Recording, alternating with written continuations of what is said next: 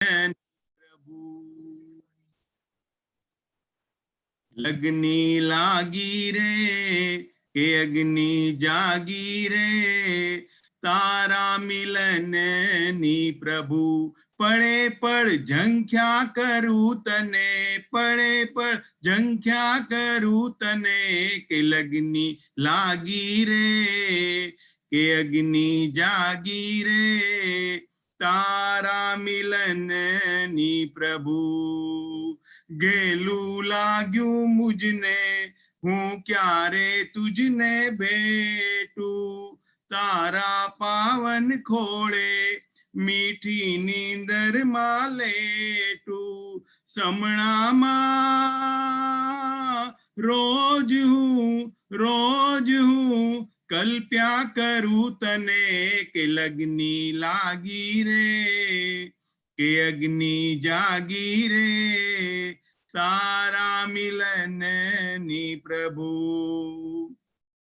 हळवा हळवा हाले आहैया ना धबकारा हळवा हळवा हाले आहैया ना धबकारा घड़िए घड़िए दिल मां वागे तारा भणकारा अंतरना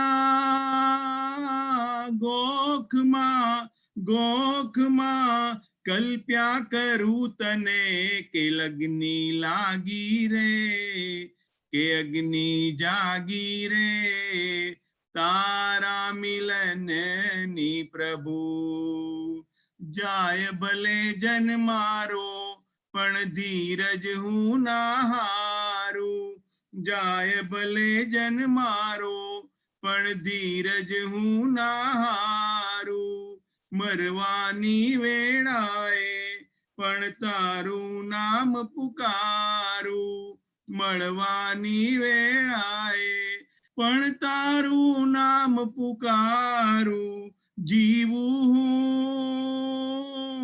ज्યાં સુધી ત્યાં સુધી समर्या करू तने के लगनी लागी रे के अग्नि जागी रे तारा मिलन नी प्रभु पड़े पड़ झंख्या करू तने के लगनी लागी रे के अग्नि जागी रे तारा मिलन नी प्रभु। जय जिनेन्द्र।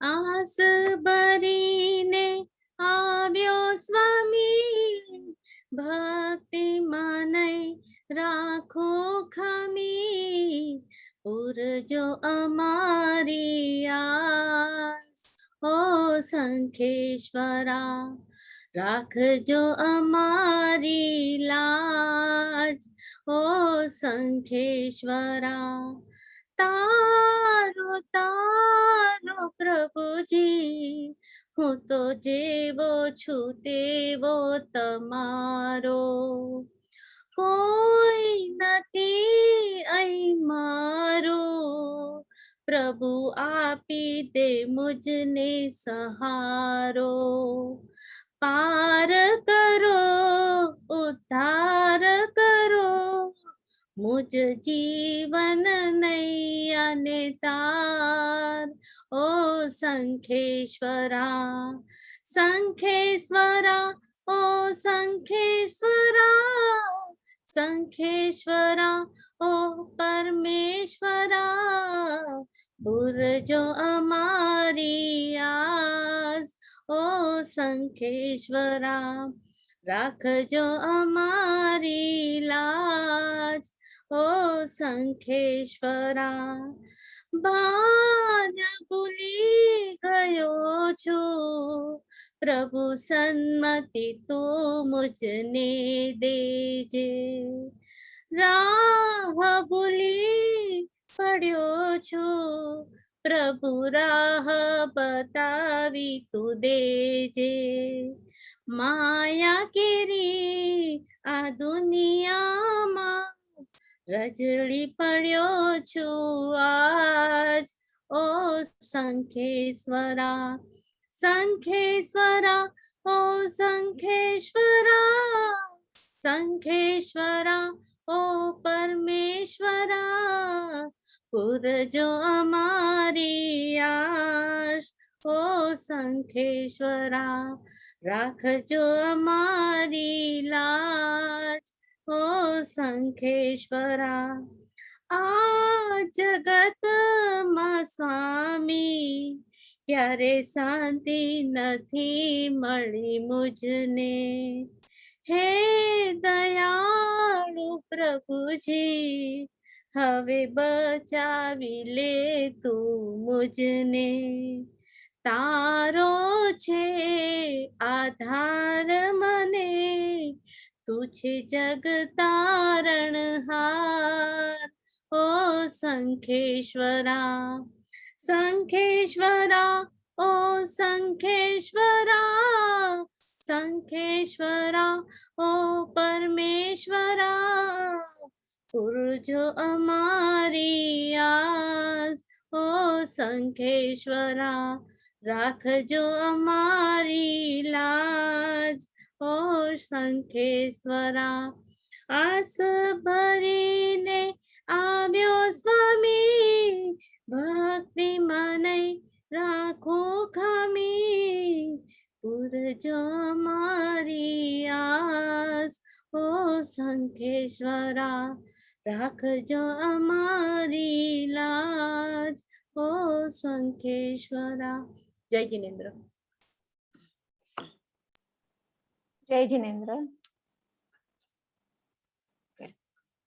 આ ફૂલો રોજ ખીલે છે અને સાંજે ખરી પડે છે, આ માનવ જન્મ ધરે છે અને મૃત્યુને વરે છે. સુખ દુઃખ તો કુદરતનો ક્રમ છે, આતમ તો સનાતન છે. ક્યાંથી તું આવ્યો અને ક્યાં છે તું જવાનો, ક્યાંથી તું આવ્યો અને ક્યાં છે તું જવાનો, જતા પહેલા સમ્યક્ત્વનું લઈ લેજે પરવાનો. તને જ્ઞાની એમ સમજાવે, તારી મોહ નિદ્રા ઉડાડે, તને સાચો માર્ગ બતાવે, તારા આત્મને જગાડે. સુખ દુઃખ તો કુદરતનો ક્રમ છે, આત્મ તો સનાતન છે. ક્ષણ ક્ષણ વીતી જાય ના, પ્રમાદ તું કરીશ ના, ક્ષણ ક્ષણ વીતી જાય છે, પ્રમાદ તું કરીશ ના. સાધવાનું સાધી લેજે, મૃત્યુથી ડરીશ ના.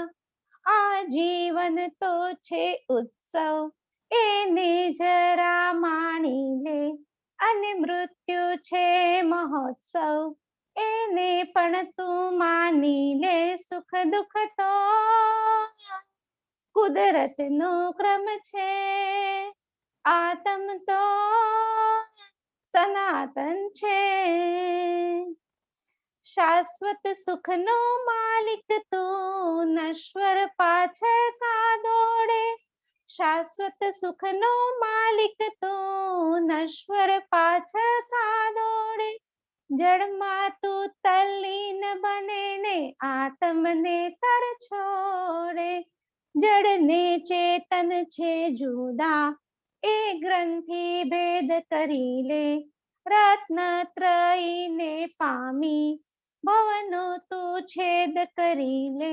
સુખ દુઃખ તો કુદરતનો ક્રમ છે, આતમ તો સનાતન છે.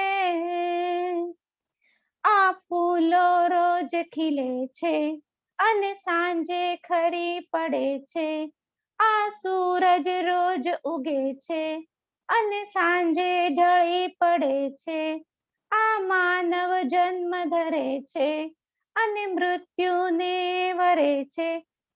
સુખ દુઃખ તો કુદરતનો ક્રમ છે, આતમ તો સનાતન છે. જય જિનેન્દ્ર. મહાવીર સુકાની થઈને સંભાળ, નૈયા મધદરિયે ડોલતી, સાચો કિનારો કઈક બતાવ, તું છે જીવનનો સારથી. મહાવીર સુકાની થઈને સંભાળ, નૈયા મધદરિયે ડોલતી, જીવન નૈયા ભવસાગરમાં ડોલતી, આસાની આભમાં અંધારે ઝૂલતી, વાગે માયાના મોજા અપાર, આંખું તારા આધારથી.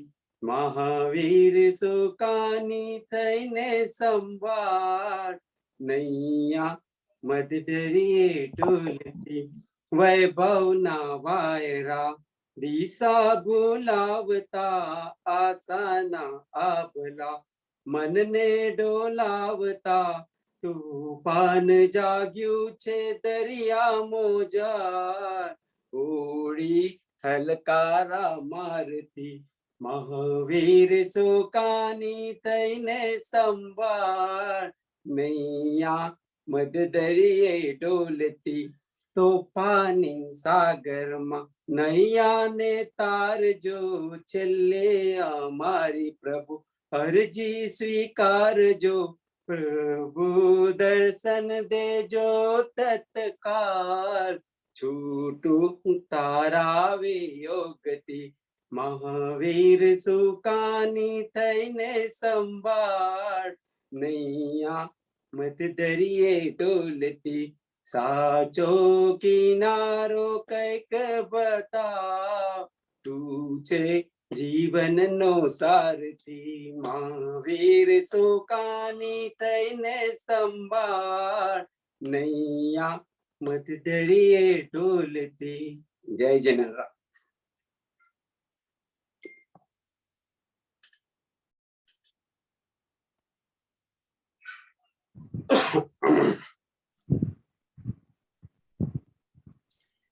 Jai Jinendra.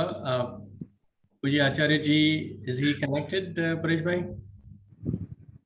Yes, Acharya ji is online, but we'll just request him to turn on his video as well. Only 1-2 minutes. Okay. તો રાજુભાઈ હજી એક સ્તવન લઈ લઈએ આપણે. લઈ લઉં છું. એવું લાગ્યું છે આજે મને, પ્રભુ આવ્યા છે મારા હૃદયમાં, મિત્ર માનું બધા જીવને, ભાવ જાગ્યા છે મારા હૃદયમાં, ઠંડો સુરમો અંજાઈ ગયો, રાતા દગ દગતા લોચનમહી,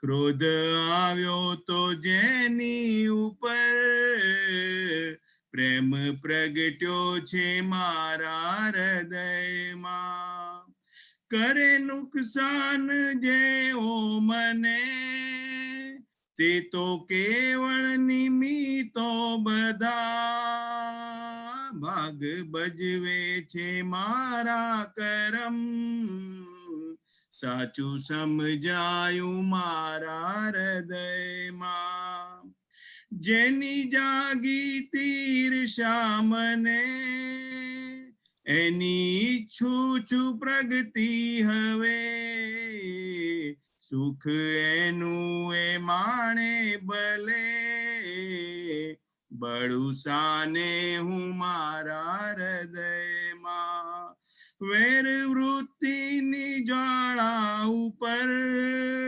ધારા વરસી રહી મેઘની, કુણા કુણા સમા ભાવના,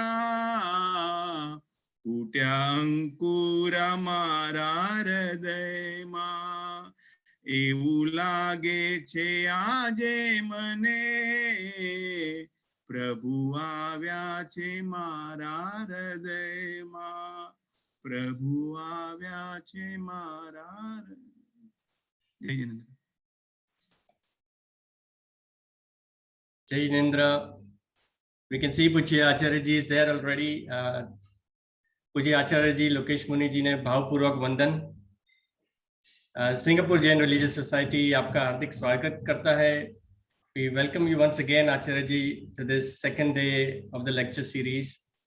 We had a fantastic time yesterday. Yesterday's lecture touched upon really an important aspect of understanding Dharma scientifically.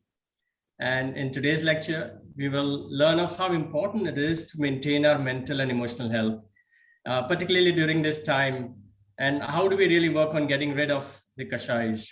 We request Pujya Acharya ji to please lead us into the session. Thank you.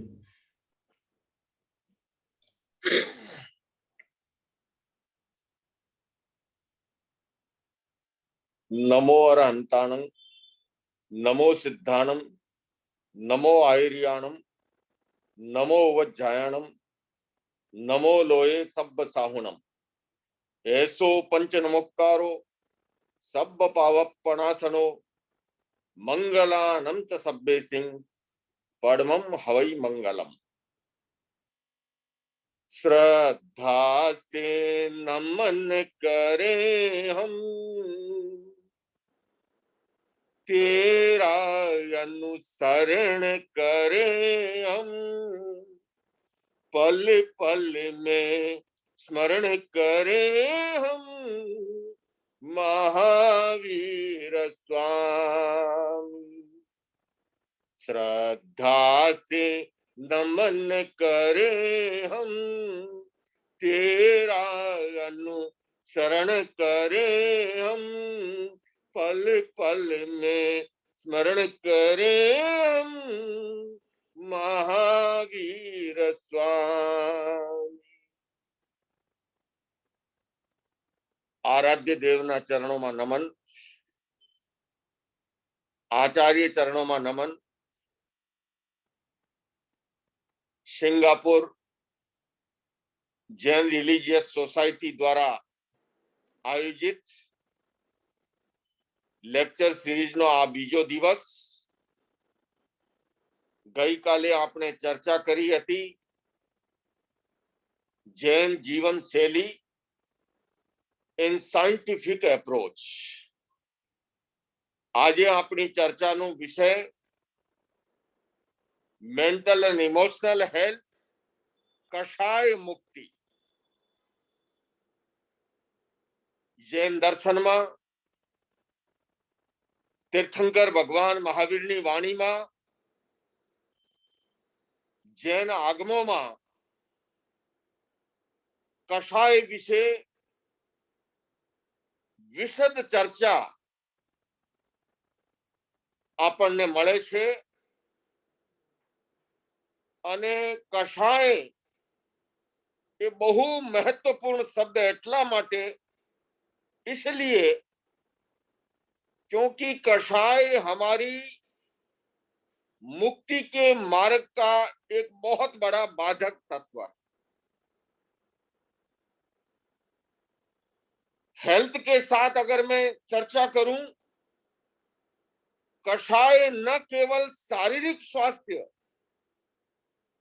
बल्कि mental health and emotional health, मानसिक स्वास्थ्य अने भावनात्मक स्वास्थ्य आजना युग में physically बीमारियों जेटली छे एनेथी वधारे साइकोसोमेटिक डिजीज, मनोकायिक बीमारियों एनेथी पण वधारे.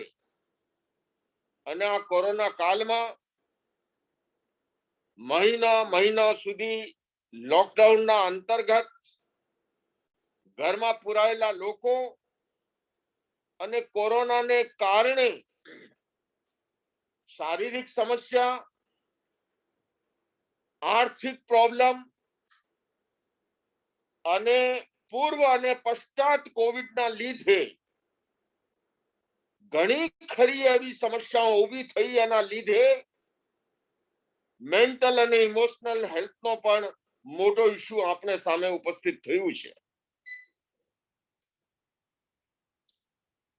ભગવાન મહાવીરે आध्यात्मिक दृष्टि कषाय का मार्गदर्शन करते हुए कहा कि कषाय की मंदता और तीव्रता, इस कषाय के विज्ञान को भी समझना जरूरी है. हमारी दुनिया में विविधता है, नानात्व है. अभी आप और हम पुरुष और स्त्री के रूप में इस जूम में जुड़े हुए हैं कार्यक्रम से. विंडो के बाहर अगर आप झांकेंगे, वृक्ष लहराते हुए दिखाई दे रहे हैं. बाहर निकलेंगे तो बिल्ली, कैट, डॉग, हॉर्स, एलिफेंट, अलग अलग प्राणी हमें दिखाई दृष्टिगोचर होते हैं. प्रश्न उपस्थित होता है कि हमारी दुनिया में विविधता क्यों है. जैन आगमों में 4 प्रकार की गति का वर्णन मिलता है: नरक गति, त्रियंच गति, मनुष्य गति और देव गति. में 2 गतियां हमारे सामने प्रत्यक्ष हैं, मनुष्य की गति और त्रियंच की गति. 2 परोक्ष हैं, नरक गति और देव गति. लेकिन हमारे सामने जो प्रत्यक्ष हैं, उसमें भी जमीन आसमान का अंतर. कोई बहुत संपन्न है, किसी के लिए 2 जून की रोटी के लिए वो मोहताज है. कोई बहुत सौंदर्य, यश, कीर्ति के साथ है, और दूसरा एक व्यक्ति बहुत दुखी है, विपन्न है. आखिर ये अंतर क्यों है? जैन दर्शन में कर्मवाद को स्वीकार किया गया और कहा गया कि हमारी इस विविधता के पीछे एक बड़ा कारण है, वो है कर्म. और कर्म बंधन की प्रक्रिया के अंदर कषाय की और आसक्ति की बहुत बड़ी भूमिका है. जितना कषाय प्रबल होगा, उतना बंधन प्रगाढ़ होगा, तीव्र होगा, मजबूत होगा. जितना कषाय मंद होगा, उतना बंधन भी कमजोर होगा. आप और हम सभी मुक्ति, निर्वाण, मोक्ष के अभिलाषी हैं.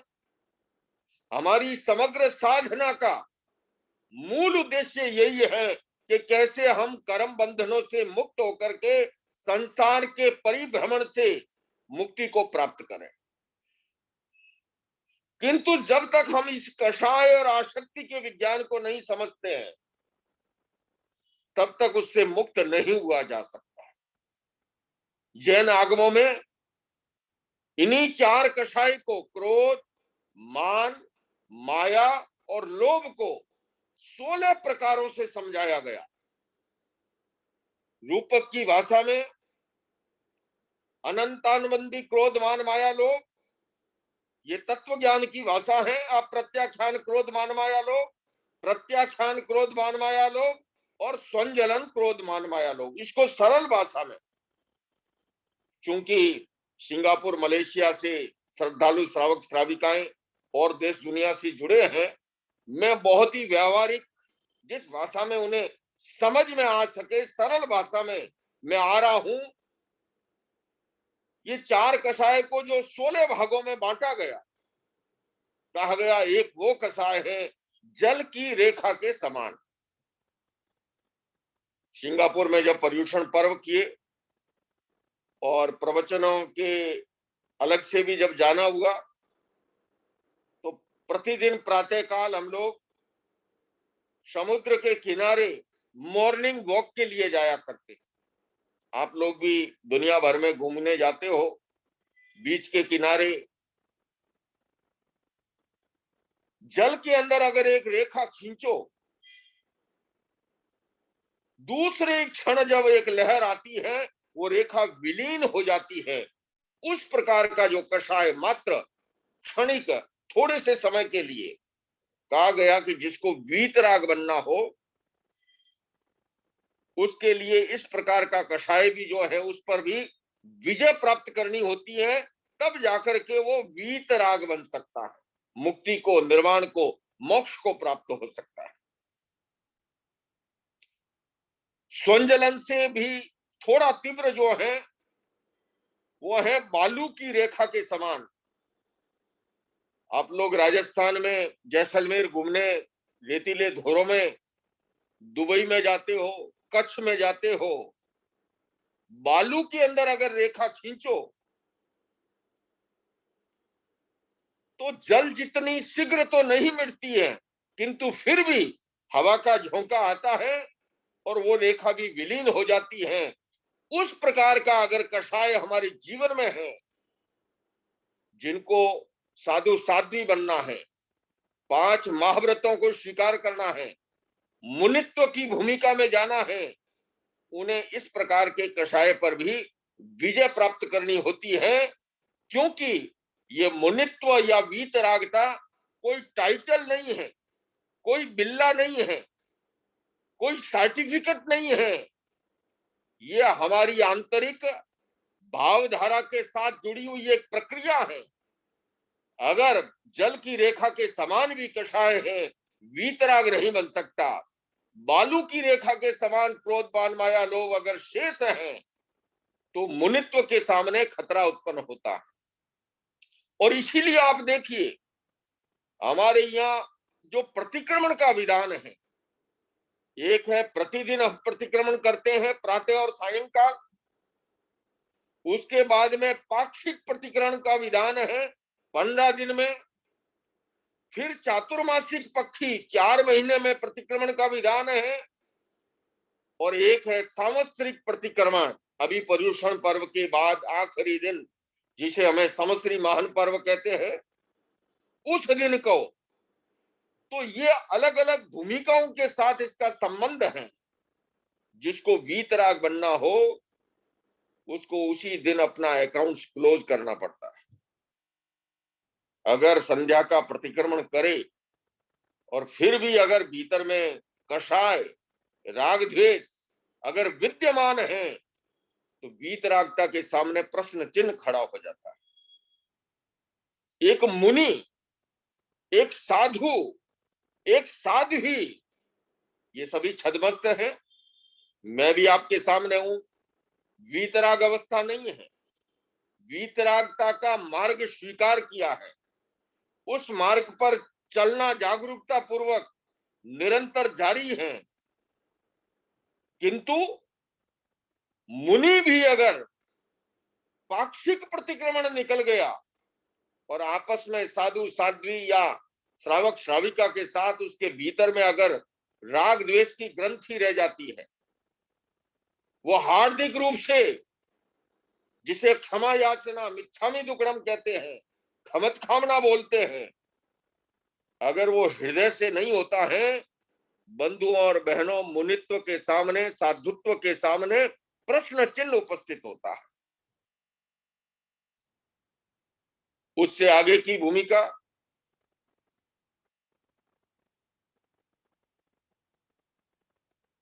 वीतराग चरित्र की बात देखी आपने, मुनित्व की देखी, अब आती है सम्यक्त्व की भूमिका। जो हमारा प्रारंभिक स्टेज होता है, बहुत बड़ा महत्वपूर्ण तत्व है जीवन में सम्यक्त्व को प्राप्त होना। सम्यक दर्शन ज्ञान चरित्राणि मोक्ष मार्ग, तत्वार्थ सूत्र का ये श्लोक है। जीवन में सम्यक्त्व का कितना महत्व है मुक्ति के मार्गों में, तत्वार्थ सूत्र कहता है सम्यक ज्ञान दर्शन चरित्राणि मोक्ष मार्ग। एक बार जीवन में सम्यक्त्व का स्पर्श हो जाए, कहा जाता है कि उसकी मुक्ति निश्चित है। किंतु अगर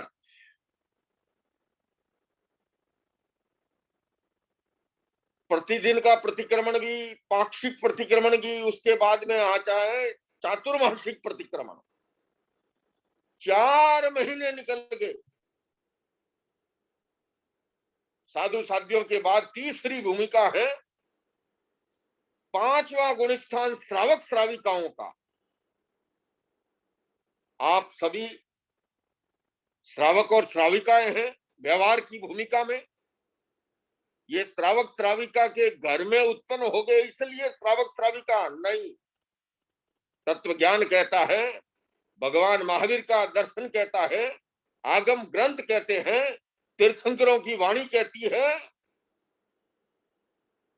अगर चातुर्मासिक प्रतिक्रमण के अंदर भी हृदय से राग द्वेष से मुक्त नहीं होता है तो श्रावकत्व के सामने भी प्रश्न चिन्ह खड़ा होता है। यह कठोर भूमि की रेखा के समान। और आखिरी है अनंतानुबंधी क्रोध मान माया लोभ, जिसे कहा गया पत्थर की रेखा के समान। जल की रेखा शीघ्रता से मिटती है, बालू की भी थोड़े समय में, कठोर भूमि को भी, किंतु पत्थर की रेखा, पिछले साल भी आपने जिस पत्थर और पत्थर के बीच में रेखा देखी होगी, अगले वर्ष भी, उसके अगले वर्ष भी, और रूपक की भाषा में समझाया। इस प्रकार का अनंतानुबंधी क्रोध मान माया लोभ अगर है, यानी कि सांवत्सरिक प्रतिक्रमण के दौरान भी हार्दिक रूप से राग द्वेष और कषाय को नहीं बुलाता है तो सम्यक्त्व के सामने प्रश्न चिन्ह खड़ा होता है। बंधुओं और बहनों, बहुत महत्वपूर्ण है मानव जीवन का मिलना। 84 लाख जीवा योनि में एकमात्र मनुष्य जन्म को माना गया कि जहां से आदमी नर से नारायण बन सकता है, आत्मा से परमात्मा बन सकता है, बिंदु से सिंधु बन सकता है और बीज से बरगद बन सकता है। किंतु उस मनुष्य जीवन के अंदर, जिसके लिए कहा कि देवलोक के देवता भी जंखना करते हैं कि मनुष्य जीवन दुर्लभ और सर्वश्रेष्ठ बताया। क्यों? यही 84 लाख जीवा योनि में एकमात्र मार्ग है जहां से व्यक्ति मुक्ति को, मोक्ष को, निर्वाण को प्राप्त हो सकता है। इसलिए मनुष्य जीवन का मिलना और मनुष्य जीवन मिलने के बाद सम्यक्त्व का प्राप्त होना बहुत दुर्लभ है, दुर्लभ तत्वों में है। मानुसत्तम सुई श्रद्धा संयमम्मी अवीर्यम, और संयम के प्रति पराक्रम का भाव। किंतु जिसके भीतर अनंतानुबंधी क्रोध मान माया लोभ हो,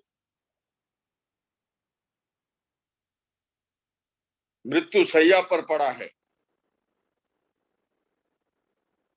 और ऐसे के अंदर भी मरते मरते भी अपनी संतानों से कहे कि देखो, मैं तो इस दुनिया से अलविदा, अब विदा होने जा रहा हूं, तुम मेरी संतान हो, ध्यान रखना। ये जो पड़ोसी है ना, मैंने सारी जिंदगी इसके साथ वैर की परंपरा निभाई और तुम मेरी संतान हो, कभी उससे बात मत करना। भले ही सदाम हुसैन से, बिन लादेन से दोस्ती कर लो, लेकिन इस पड़ोसी को कभी भी माफ मत करना। और यूं कहते कहते अंतिम श्वास ले ले। यह है अनंतानुबंधी क्रोध मान माया लोभ, पत्थर की रेखा के समान। यह सम्यक्त्व भी सुरक्षित नहीं रहता है भगवान महावीर की वाणी में। इसलिए मार्गदर्शन है बंधुओं और बहनों। इस चर्चा के पीछे आप लोग इतना समय जो खर्च कर रहे हैं, आप भी, मैं भी, मुख्य हमारा उद्देश्य यह है कि हम उस तत्व को समझ करके कैसे हम अपना शारीरिक स्वास्थ्य, कैसे मानसिक स्वास्थ्य, और उससे भी अधिक महत्वपूर्ण है कैसे हम आध्यात्मिक स्वास्थ्य को प्राप्त हो। कषाय तो विद्यमान रहेगा जब तक शरीर है। हम शरीरधारी प्राणी है, छद्मस्त है। वीतराग तो मैंने कहा हम ही नहीं, आप तो उससे पूर्व की भूमिका, श्रावकत्व की भूमिका हो, और ये सब व्यवहार की बात है। श्रावकत्व की भूमिका में भी आप बहुत ऊपर हो सकते हो, और मुनित्व धारण करने के बाद भी कोई जरूरी नहीं है। वेश से कोई संबंध नहीं है। महावीर के दर्शन में न वेश और न देश। महावीर का दर्शन है कषाय मुक्ति किल मुक्ति रेव। अगर कषाय से मुक्ति है तो भले इस्लामाबाद में जन्म ले ले तो भी मुक्ति को प्राप्त हो सकता है, और कषाय मुक्ति नहीं है तो भले ही लोकेश मुनि महाराज जो हैं वेश धारण कर ले, समेत शिखर पालीताना गिरनार कहीं भी जन्म ले ले, भीतर में अगर कषाय हैं वो मुक्ति को प्राप्त नहीं हो सकते। मुक्ति का संबंध न देश से है न वेश से है, इसलिए इसके विज्ञान को समझना बहुत जरूरी है। अब आता है कषाय की तीव्रता और मंदता। ये जो 16 उदाहरण है, देखिए शरीरधारी प्राणी को अपने बहुत से कर्तव्य और दायित्व निभाने होते हैं। हमारी ये बहनें बैठी है, चूल्हा भी जलाना होता है, साग सब्जी भी काटनी होती है, आप लोग व्यापार करते हो, है ना। लेकिन इन सारी चीजों को करते हुए अंतर क्या आएगा एक धार्मिक और अधार्मिक में, एक सम्यक दृष्टि और मिथ्या दृष्टि में। सम्यक दृष्टि व्यक्ति हर समय भीतर से सावधान रहता है। श्रीमद रायचंद्र जी का बहुत सुंदर श्लोक है, जे समदृष्टि जीवड़ा करे कुटुंब प्रतिपाल, अंतरंग न्यारा रहे जो धाय खिलावे बाल। दाई माता भी बालक को खिलाती है, नहलाती है, दूध पिलाती है, सौंदर्य प्रसाधन करेगी, क्रीम पाउडर लगा के एक काली टीकी भी लगा लेगी कि बच्चे को नजर ना लग जाए। पर दाई माता भीतर से सावधान कि ये बच्चा मेरा नहीं है। उसी तरह से एक श्रावक और श्राविका, एक साधु और साध्वी निरंतर भीतर से इस बात के लिए सावधान रहे, सांसारिक कर्तव्यों को, दायित्व को, सामाजिक कर्तव्यों और दायित्व को निभाते हुए भी। सम्यक दृष्टि का मतलब ये नहीं है कि अपने कर्तव्य से पलायन कर जाए। धार्मिक होने का यह अर्थ नहीं है कि अपने दायित्व को विस्मृत कर ले। अनेक प्रकार के सामाजिक कर्तव्य और दायित्व होते हैं। अगर आपका घर परिवार बसा हुआ है तो अपने आप को, बाल बच्चों की शादी भी करनी होगी, है ना। अनेक भूमिकाओं को निभाना होता है, और हर व्यक्ति यूं अगर देखो उसे क्षत्रिय भी बनना पड़ता है। घर परिवार की सुरक्षा, अगर किसी ने अपनी बहन बेटी की इज्जत पर हाथ डाला तो ऐसे नहीं है मैं तो धार्मिक हूं, सम्यक दृष्टि हूं, मैं क्या कर सकता हूं। उस समय वो विरोध या हिंसा पर उतारू होता है। वो प्रतिकार करेगा, सुरक्षा करेगा अपने घर की, अपने परिवार की, अपने समाज की और अपने देश की। सिंगापुर में तो मैंने देखा है हर नागरिक को सेना में जाना होता है। मैं पिछली बार जब आया था, कई परिवारों में जब आर के लिए गया तो मुझे पता लगा कि उनका बेटा अभी घर पे आया हुआ है, वो ट्रेनिंग में चल रहा है अभी, है ना। मुझे भी काफी समझने का मौका मिला वहां पर। अनेक बार हम ये समझ लेते हैं कि हमारे सामने भी प्रश्न आते हैं। मेरा एक बार यूएसए में डेलास में प्रवचन था। कभी कभी जो लोग तत्व ज्ञान को नहीं जानते हैं अनावश्यक रूप से अतिवाद में चले जाते हैं, और उनके अतिवाद के कारण से, जानकारी के अभाव में, सम्यक जानकारी के अभाव में समाज को निंदा आलोचना झेलनी पड़ती है, और बिना मतलब गलत अवधारणाएं दिमाग में घुसा लेते हैं। वहां पर मैं प्रवचन के दौरान बाद में सब साथ बैठे, चर्चा चल पड़ी, तो बोले कि नहीं हम तो हॉस्पिटल में डोनेशन नहीं कर सकते, जैनी स्कूल में डोनेशन नहीं कर। मैंने पूछा क्यों नहीं कर सकते? बोले नहीं नहीं नहीं नहीं, उसमें तो वो पाप लगता है ना। मैंने कहा अच्छा। मैंने कहा अच्छा ये बताना, ये आपके बच्चे पढ़ते कहाँ? बोले पढ़ते कहाँ? पढ़ते तो स्कूल में ही है ना। मैंने कहा आप बीमार होते हो तो इलाज कराने कहाँ जाते हो? बोले हॉस्पिटल में जाते। अब ये देखिए कि मतलब एक भूमिका भेद होती है। वीतराग अवस्था वाला आदमी इस तरह की बात करे, समझ में आता है आप अपनी भूमिका है, आपकी श्रावक श्राविका की, आपका सामाजिक जीवन है, तो आप अपने कर्तव्य और दायित्व से च्युत कैसे हो सकते हैं? अगर आप ठीक से साहित्य को पढ़ो, प्राचीन समय में जैन श्रावक बड़े बड़े सेनापति हुए। एक राजा ने पड़ोसी राजा पे अटैक कर दिया, उस समय साम्राज्यवाद बढ़ाने की मनोवृत्ति होती थी, और ऐसे के अंदर अचानक राजा का देहांत हुआ था और पड़ोसी राजा ने मौका देख के अटैक कर दिया कि इस समय मैं आसानी से विजय प्राप्त कर लूंगा। महारानी ने एक जैन श्रावक को प्रधान सेनापति का दायित्व देकर के मोर्चे पर रवाना किया। सेना के साथ लीड कर रहा था जैन श्रावक प्रधान सेनापति के रूप में। रास्ते में अमावस्या पूर्णिमा का दिन आ गया। चतुर्दशी अमावस्या पूर्णिमा पाक्षिक प्रतिक्रमण होता है ना, तो सेनापति भी रात्रि के समय सूर्यास्त के साथ प्रतिक्रमण करने बैठा। और प्रतिक्रमण में आपको पता है पाठ आता है, एक इंदिया, वे इंदिया, ते इंदिया, चौ इंदिया, पंच इंदिया, सबसे मिच्छामी दुक्कड़म किया जाता है। सैनिकों ने देखा ये तो कीड़े मकोड़ों से माफी मांग रहा है, ये हमें कैसे विजय दिलाएगा।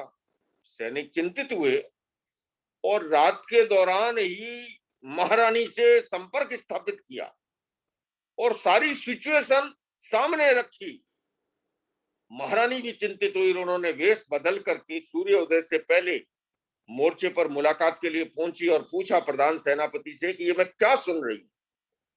बंधुओं और बहनों, श्रावक श्राविकाओं, ये बहुत ध्यान से सुनने की बात है। उस समय प्रधान सेनापति कहता है, रानी साहिबा, आपने जो कुछ सुना है वो बिल्कुल सच है।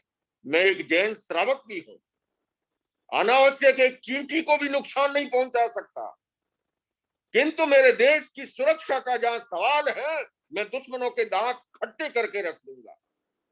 महारानी को उस शौर्य के शब्द सुनकर के आश्वस्त हो गई। ये क्या है? हिंसा के 3 प्रकार हैं। 2 प्रकारों में अगर बांटूं, एक हिंसा है आवश्यक हिंसा, एक है अनावश्यक हिंसा। आरंभजा हिंसा, विरोधजा हिंसा और संकल्पजा। आरंभजा हिंसा क्या है? भाई चूल्हा जलाना है तो अग्नि काय की विराधना होगी, साग सब्जी बनाना है वनस्पति काय की विराधना होगी। एक शरीरधारी प्राणी को आरंभजा हिंसा का सहारा अपने जीवन के निर्वाह के लिए लेना पड़ता है।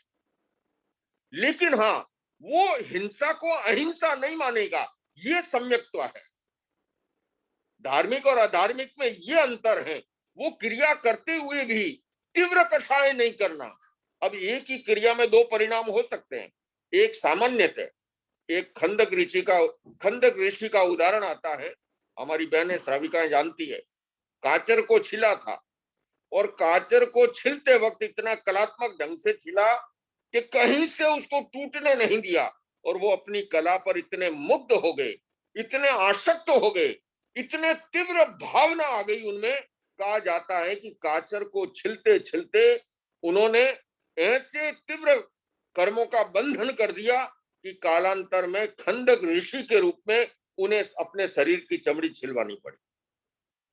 तो हमारी बहनें कहेगी, महाराज जी हमारा क्या होगा, हम तो रोज ही ककड़ी और तोरू छिलते ही रहते हैं, संवारते हैं भिंडी को, फिर हमारा क्या होगा। बस बहनों, यहीं पर अंतर है।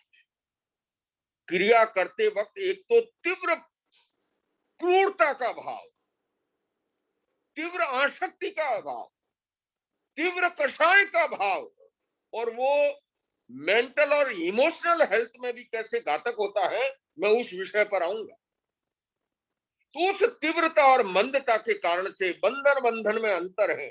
एक कषाय जनित बंधन, एक योग जनित बंधन। योग जनित बंधन तो वीतराग होने के बाद भी, वीतरागता का प्रारंभ तो 11वें गुणस्थान से हो गया ना, किंतु 11वां 12वां गुणस्थान जो है 13वां, उस समय बंधन केवल योग जनित शेष रहता है। कषाय तो खत्म हो गए, किंतु योग जनित है, उसमें एक क्षण में बंधा दूसरे क्षण में विलीन हो जाता है।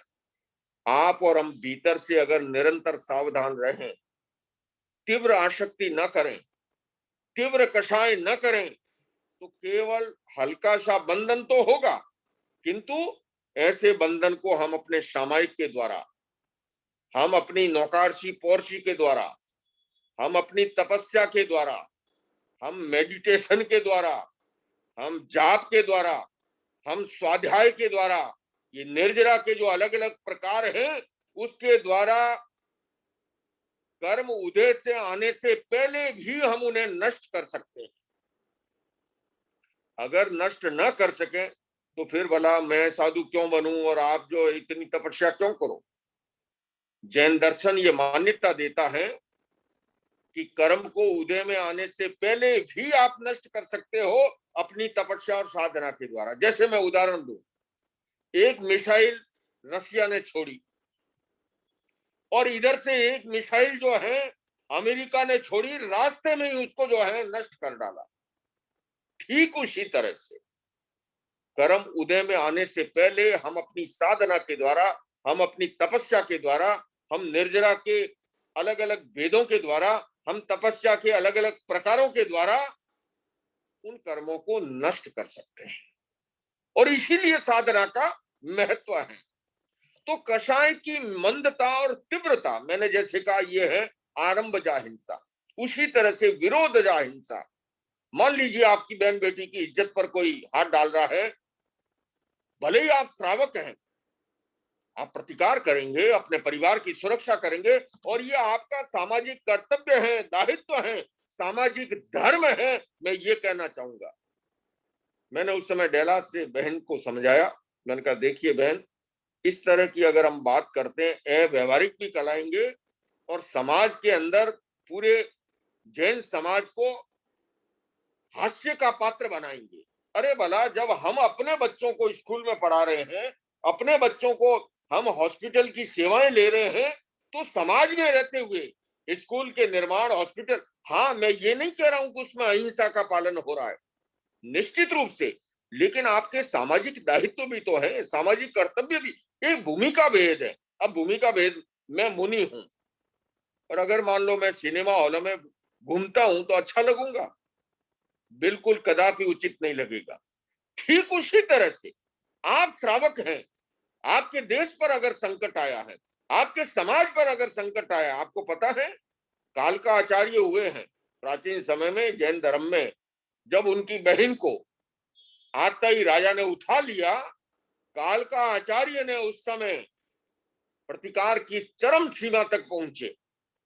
अभी पिछले दिनों इंडिया में एक अनूप मंडल नाम का वाहियात संगठन, जिसने तरह तरह की अनर्गल ऐसी बातें कि बरसात को, भूकंप को, तूफान को, सुनामी को, ये जो है इसके अंदर जैनों का, बनियों का, वैश्यों का रोल है, उसके प्रतिकार के लिए मुझे भी सामने आना हुआ और आखिर हमने उनको परास्त किया इस बात से, अब जाकर के शांत बन करके बैठे हुए हैं। कहने का मतलब एक भूमिका है आरंभजा हिंसा, विरोधजा हिंसा। हाँ, तीसरा है अनावश्यक संकल्पजा हिंसा। जैसे मान लो मच्छर आके बैठा है, आप उसे यत्नपूर्वक दूर कर लें कि भाई मच्छर काटेगा, मलेरिया हो सकता है, डेंगू हो सकता है, आप अपनी सुरक्षा के लिए उसको वहां से हटा दिया, ये तो समझ में आता है, पर मार दिया, ये अनावश्यक हिंसा है। एक श्रावक अनावश्यक हिंसा से बचता है और वो मिनिमम से कैसे काम चल सके। अब मैं आपसे कहता हूं, अगर आपको स्नान करना है, आप एक बकेट में भी बहुत अच्छे से नहा सकते हो, और मनो टनो पानी बहाने के बाद भी कोई जरूरी नहीं है कि आप अच्छे से नहा लो। ये भीतर में विवेक जागृत हो जाना, और भगवान महावीर तो कहते हैं विवेके धम्मम आइए। धर्म क्या है? हमारे भीतर ये विवेक की चेतना का जागरण हो जाए कि मेरे तीव्र कषाय से तो कोई ऐसे घाती कर्मों का बंधन तो नहीं हो रहा है। कर्म के दो प्रकार है, घाती कर्म और अघाती कर्म। और घाती कर्मों के लिए कहा जाता है, अघाती कर्म तो मैंने जैसा आपको बताया कि हम अपनी तपस्या के द्वारा, साधना के द्वारा उनको नष्ट कर सकते हैं, किंतु निकाचित जो कर्म है उसको फिर भोगना ही पड़ता है। हंसते हंसते बांधता है, रोने से भी छुटकारा नहीं होता है। कड्डान कम्मान नथी बोको, कृत कर्मों को भोगे के बिना छुटकारा नहीं है। और इसलिए हम अगर जागरूक हो जाएं कि मेरे कहीं तीव्र कषाय के द्वारा इस प्रकार के कर्मों का बंधन न हो। बंधुओं और बहनों, कषाय जहां एक और आध्यात्मिक दृष्टि से बाधक बनता है, उसी तरह से शारीरिक स्वास्थ्य की दृष्टि से आपसे बात करूं, हमारे स्वस्थ जीवन के लिए भी कषाय बाधक, फिजिकली, मेंटली एंड इमोशनली, शारीरिक स्वास्थ्य, मानसिक स्वास्थ्य और भावात्मक स्वास्थ्य। अंग्रेजी के अंदर हेल्दी शब्द है, लेकिन आपसे बताऊं स्वास्थ्य का वो पूरा प्रतिनिधित्व नहीं करता है। संस्कृत का एक शब्द है स्वस्मिन् तिष्ठति इति स्वस्थ है। स्वस्थ कौन है? जो अपने आप में ठहरा हुआ है। जब जब व्यक्ति कषाय के अधीन होता है वो अपने आप में नहीं होता है, अपना आपा खो डालता है। आपने देखा होगा जब व्यक्ति तीव्र क्रोध करता है ना, भयंकर गुस्सा, तब उसे भान ही नहीं रहता है। ये गुस्सा और नशा दो ऐसी चीजें हैं। मैंने कुछ वर्षों पूर्व भारत में एक शहर है अजमेर, वहां पर जेल में शिविर लगाया था। मैं जेल में ही रहा कई दिनों तक, 7 दिन का कैंप था जेल के अंदर। वहां के आईजी मेरे परिचित थे और चातुर्मास काल से पूर्व वहां मैं ठहरा हुआ था, तो संपर्क हुआ, तो दोनों ओर से रुचि दिखाई गई और हमने जेल में शिविर लगाया। 7 दिन तक जेल के टुक्कड़ खाए, हम वहीं पर रहे और वो हमारे प्रवचन हुआ करते। तो प्रवचन में जब कैदी आके बैठते, चेहरे से भी पता लगता है ना, आप और हम सभी मान लो फेस रीडिंग से भी काफी कुछ पता लग जाता है। तो बहुत से चेहरों को देख के मुझे लगता है यार ये तो इतना अच्छा दिख रहा है और ये जेल में क्यों पहुंचा। मन में जिज्ञासा हुई। मैंने फिर आईजी से कहा, श्याम सुंदर बिस्सा नाम था उनका, मैंने कहा डीआईजी साहब मैं अगर इनसे पर्सनली वार्ता करना चाहूं तो क्या आप परमिशन देंगे? तो उन्होंने कहा सामान्यतः तो हम ऐसा नहीं करते हैं कि क्योंकि हमें ये रहता है कि कल को कोई कैदी आप लोगों को नुकसान न पहुंचा दे तो जवाबदारी हमारी है, सब पोस्ट हमारे ऊपर आ जाएगा। पर उन्होंने कहा कि नहीं मुनि जी, आप अगर चाहते हैं तो मैं एक ऐसी व्यवस्था करता हूं। और उन्होंने एक निर्धारित जगह पर और 1 to 1 एक एक कैदी को वो पास भेजते रहे, दूर से नजर भी रखते रहे। तो मुझे जो चेहरे से बहुत ही लग रहा था कि ये आदमी घर घराने का है, अच्छे खानदान का है या अच्छे परिवार का है या अच्छा लग रहा है दिखने में, बात करें, बात क्या है। मैं आपको बताऊं, जेल की सलाखों के पीछे आने वाले 97% लोग केवल 2 कारण थे, एक गुस्सा और एक नशा। और जब तीव्र गुस्सा और नशा होता है ना, तो सबसे पहला नुकसान क्या होता है कि उसका रीजनिंग माइंड खत्म हो जाता है। विवेक की चेतना, महावीर कह रहे हैं ना, भगवान महावीर, विवेके धम्ममाइये। और जब विवेक खत्म हो जाता है, आदमी को भान नहीं रहता कि मैं क्या कर रहा हूं। कुल्हाड़ी से किसी की हत्या कर डालता है गुस्से में, और कभी कभी नशे के अंदर भी ऐसा कृत्य कर डालता है कि जेल की सलाखों के पीछे पहुंचना पड़ता है।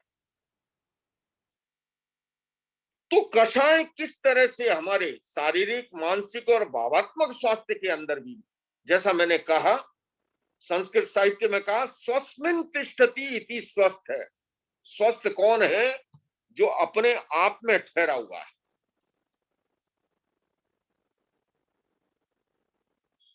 हमें थोड़ा सा बुखार होता है, शरीर का तापमान बढ़ता है, हम तत्काल डॉक्टर के पास जाते हैं। और आजकल तो कोविड काल के अंदर बुखार हो जाए तो ऐसे ही आदमी डर जाता है, अरे भैया, है ना। लेकिन अब समय के साथ धैर्य जो है ना वो कम होता गया है। प्राचीन समय में, मैं 60 वर्ष कंप्लीट कर चुका हूं, 61वें में चल रहा हूं। मैंने अपने बचपन में, जब मैं गृहस्थ अवस्था में था, घर परिवार में ऐसा माहौल था, अगर जुकाम हो जाता था तो कहा जाता था लंगन करो। लंगन का मतलब खाना पीना छोड़ दो थोड़ी टाइम के लिए, या केवल बाजरे की रोटी यूज करते थे। केवल बाजरे की रोटी खाओ, जुकाम ठीक हो जाएगा, क्योंकि बाजरा में हीट होती है, गर्मी होती है, बाजरा गर्म करता है। प्रोटीन तो है ही है, उसमें गर्माहट भी ज्यादा है। और बुखार भी होता था। आज का मेडिकल साइंस तो इसका समर्थन नहीं करता है, पर प्राचीन हमारे अभिभावक जो हैं वो तत्काल उपवास शुरू कर देते थे। अगर जुकाम हो और आदमी लंगन करे, उपवास करे, या कम से कम अपने आप जुखार बुखार ठीक हो जाता। लेकिन अब आजकल धैर्य नहीं है।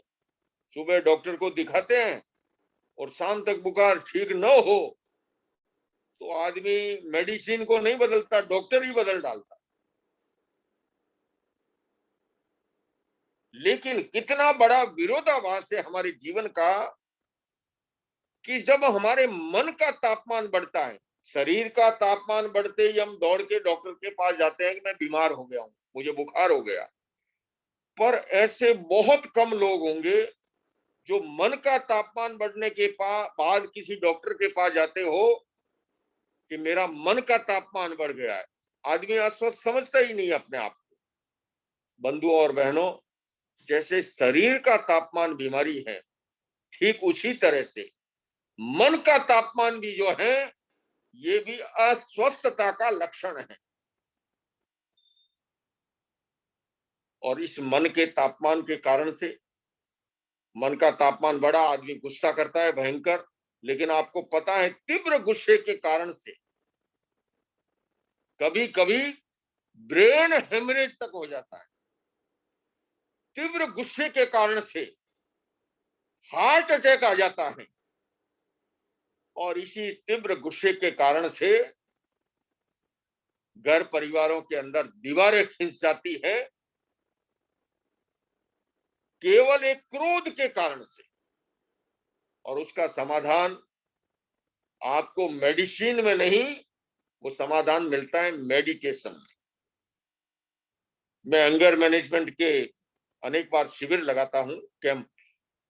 मेरे पास ऐसे सैकड़ों उदाहरण हैं गुस्से के कारण से जिनके घर परिवार नरक बन रहे थे, किंतु वो मेडिटेशन की प्रक्रिया से गुजरे, डीप ब्रीदिंग की साधना की, दीर्घ श्वास के साथ साथ कलर मेडिटेशन करवाते हैं हम लोग ललाट पर व्हाइट कलर का।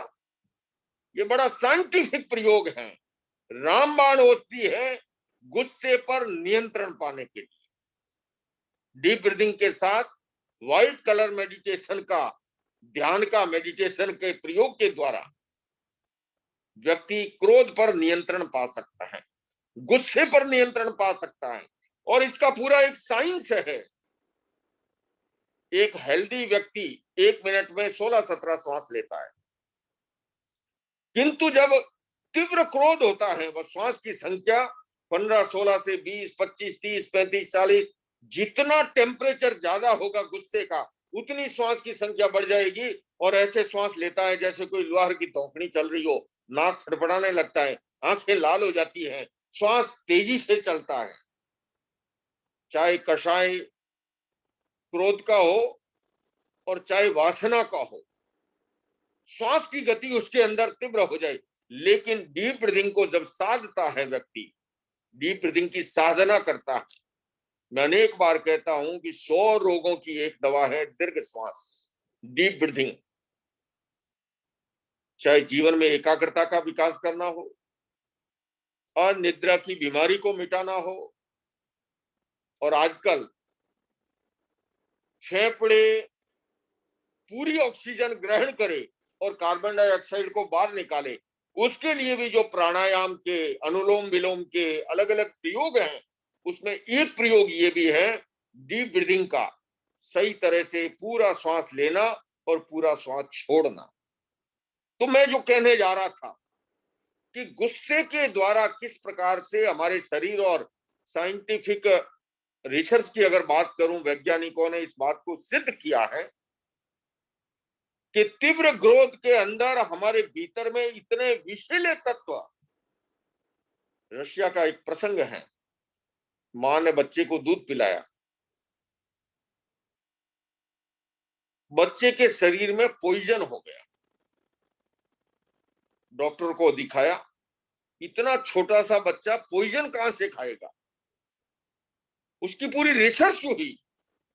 रिसर्च में जो बात अनुसंधान में पकड़ में आई, जिस समय मां स्तनपान करा रही थी वो इतनी भयंकर गुस्से में थी, घर में कोई लड़ाई झगड़ा हुआ और इतने तीव्र गुस्से के दौरान उसके कारण से नवजात बच्चे के अंदर उस दूध के माध्यम से पॉइजन शरीर में उत्पन्न हो गया।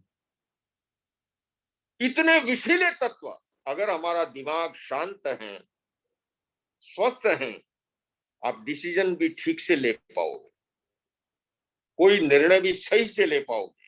और अगर आप आवेश और आवेग से ग्रसित हो तो जीवन में अच्छा डिसीजन भी नहीं ले सकते। क्रोध की तरह ही महान अहंकार, अल्सर जैसी बीमारी, पेप्टिक अल्सर जैसी बीमारी। एक प्रसंग, एक बहन के पेट दर्द रहने लगा, सारे हॉस्पिटलों में, ऑल इंडिया मेडिकल इंस्टीट्यूट से लेकर के मद्रास, हैदराबाद, बेंगलोर, दिल्ली, अनेक जगह, विदेशों तक में। संपन्न परिवार की बहन थी, बहुत ही धनाढ़ परिवार था, और परिवार वाले भी बहुत चाहते थे, अनेक प्रयत्न किए, लेकिन दर्द ठीक नहीं होता है। डॉक्टरों को दिखाते दिखाते एक बार एक साइकियाट्रिस्ट, मनोवैज्ञानिक, मनोचिकित्सक दिखाया गया, और मनोचिकित्सक ने बातचीत शुरू की। करते करते तीसरी सीटिंग होते होते बात पकड़ में आ गई, और बात इतनी कुछ विचित्र थी। बहन भी अपने पति से बेहद प्यार करती, अपने बच्चों से प्यार करती, घर परिवार में रची पची थी, पर जीवन में एक ऐसा झोंका आया, भावावेश में ऐसी भूल कर बैठी, किंतु अंदर ही अंदर उसे वो बात खाती थी।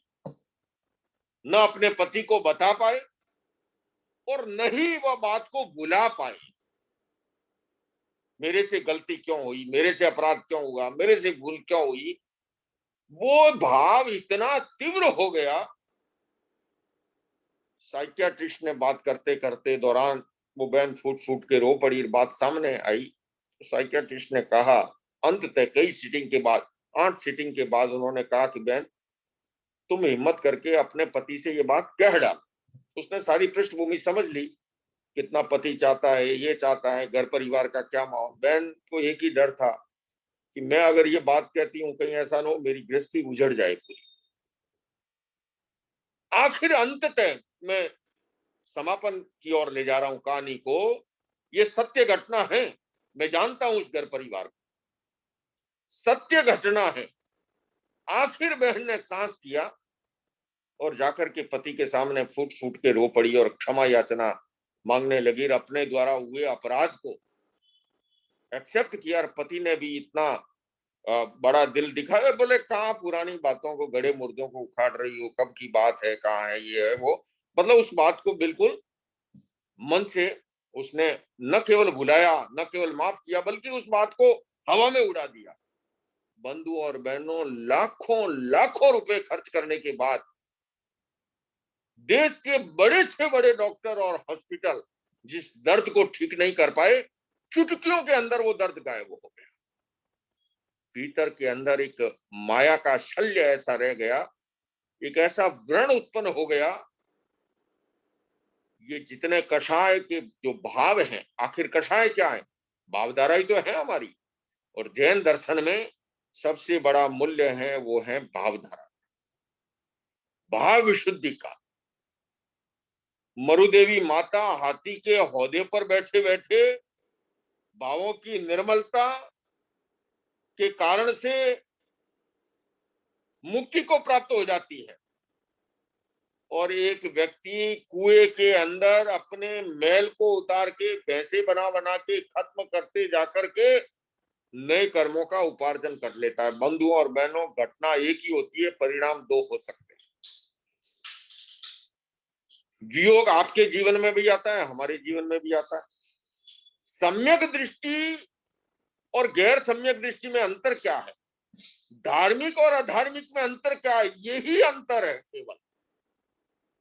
एक धार्मिक व्यक्ति, एक सम्यक दृष्टि व्यक्ति के जीवन में जब वियोग आता है, वो देखता है कि देखो भैया, ये संसार की क्षणभंगुरता है, ये संसार की नश्वरता है, ये संसार की अनित्यता है। और ऐसे में वो इन सारे भावों को याद करके उस वियोग के क्षणों में अनंत कर्मों की निर्जरा कर डालता है। और एक और अधार्मिक व्यक्ति है, वो इतना आर्त ध्यान करता है, रो रो करके आर्त ध्यान, रौद्र ध्यान करके नए कर्मों का उपार्जन कर डालता है। बीमारी भी सभी के जीवन में आती है। एक व्यक्ति कैंसर जैसी भयंकर बीमारी, शरीर में वेदना है, पीड़ा है, असह्य वेदना है, किंतु भीतर से इतना तत्व को जानने वाला कि भाई जो भी बीमारी है वो तो शरीर के है, मेरी आत्मा तो स्वस्थ है ना। एक व्यक्ति इस प्रकार से नए कर्मों का उपार्जन नहीं करता है, और दूसरा धार्मिक व्यक्ति थोड़ा सा सरदर्द हुआ सारे घर परिवार को सिर पे उठा लेगा, न जाने कितने कर्मों का बंधन। घटना एक ही है, पीड़ा दोनों को हुई, एक को कैंसर की भयंकर पीड़ा है, फिर भी समभाव है, समता है। एक के थोड़ा सा सरदर्द हुआ, सारे घर परिवार को ऊपर उठा दिया। बंधुओं और बहनों, ये भीतर में अगर हम जागरूक हो जाए, विवेके धम्ममाइये, ये विवेक की चेतना अगर जाग जाए। भरत जी ने और क्या किया था?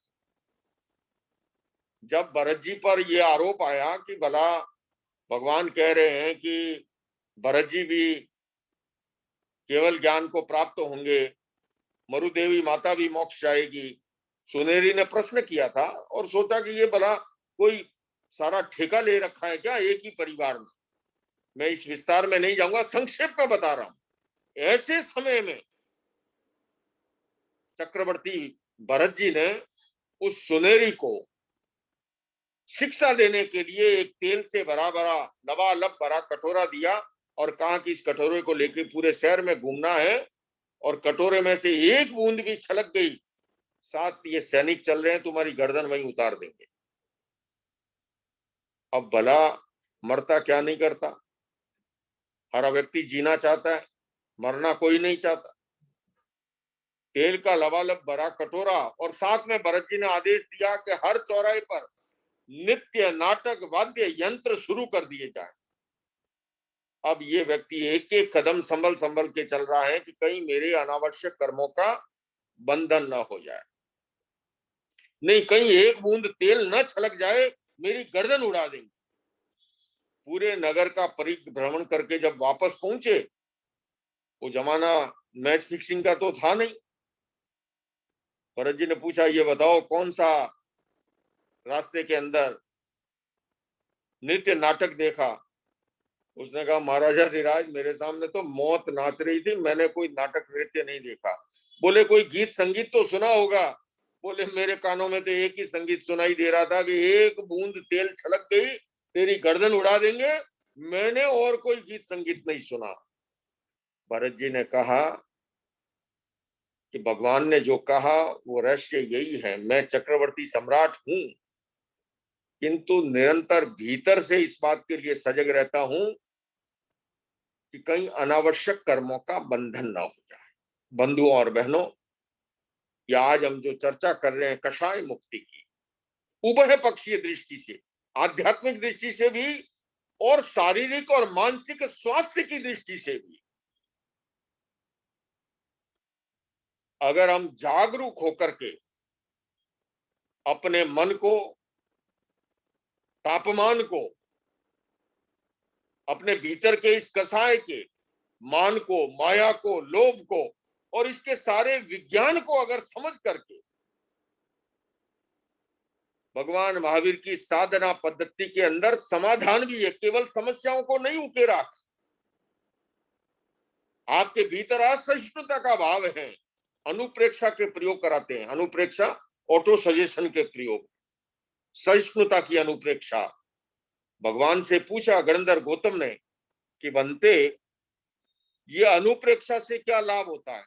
तीर्थंकर महावीर कहते हैं कि गोयम, अनुप्रेक्षा के द्वारा व्यक्ति केवल एक आयुष्य कर्म को छोड़ करके एक साथ 7 कर्मों को नष्ट कर सकता है।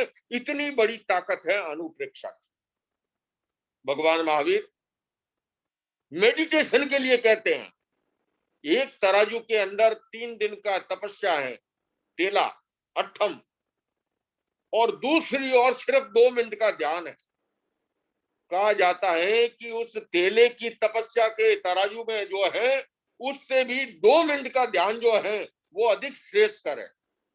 लेकिन ये 2 मिनट आप और हम आंख बंद करते हैं ऐसे ही नहीं, आप ये समझो अरे हमारा तो तेला हो गया।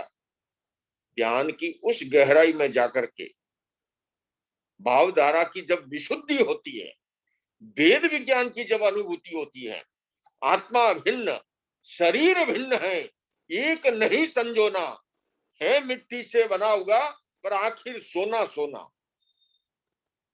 सोना जब खदान से निकलता है मिट्टी से मिला जुला होता है, किंतु तपस्या उस अग्नि में तपा करके जैसे मिट्टी को अलग किया जाता है, उसी तरह से ध्यान में अपने आप को तपा करके, तपस्या में अपने आप को तपा करके आत्मा भिन्न और शरीर भिन्न इस भेद विज्ञान की जब अनुभूति होती है और उस स्तर तक जब साधना पहुंचती है, उस ध्यान की महिमा, उस अनुप्रेक्षा की महिमा, कह दिया केवल एक आयुष्य कर्म को छोड़ करके 7 कर्मों को एक साथ नष्ट कर सकता है।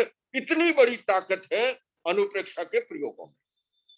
तो बंधुओं और बहनों, आध्यात्मिक दृष्टि से भी मैं आपसे भी निवेदन करना चाहूंगा, हालांकि बहुत व्यस्तताएं आपकी रहती है, जानता हूं, बड़े बड़े व्यापार हैं, बड़े बड़े सामाजिक पारिवारिक दायित्व हैं, किंतु उसके बावजूद एक संतुलन अगर हमारे जीवन में हो, 24 घंटे का समय है, उसमें सिर्फ घड़ी 2 घड़ी का समय।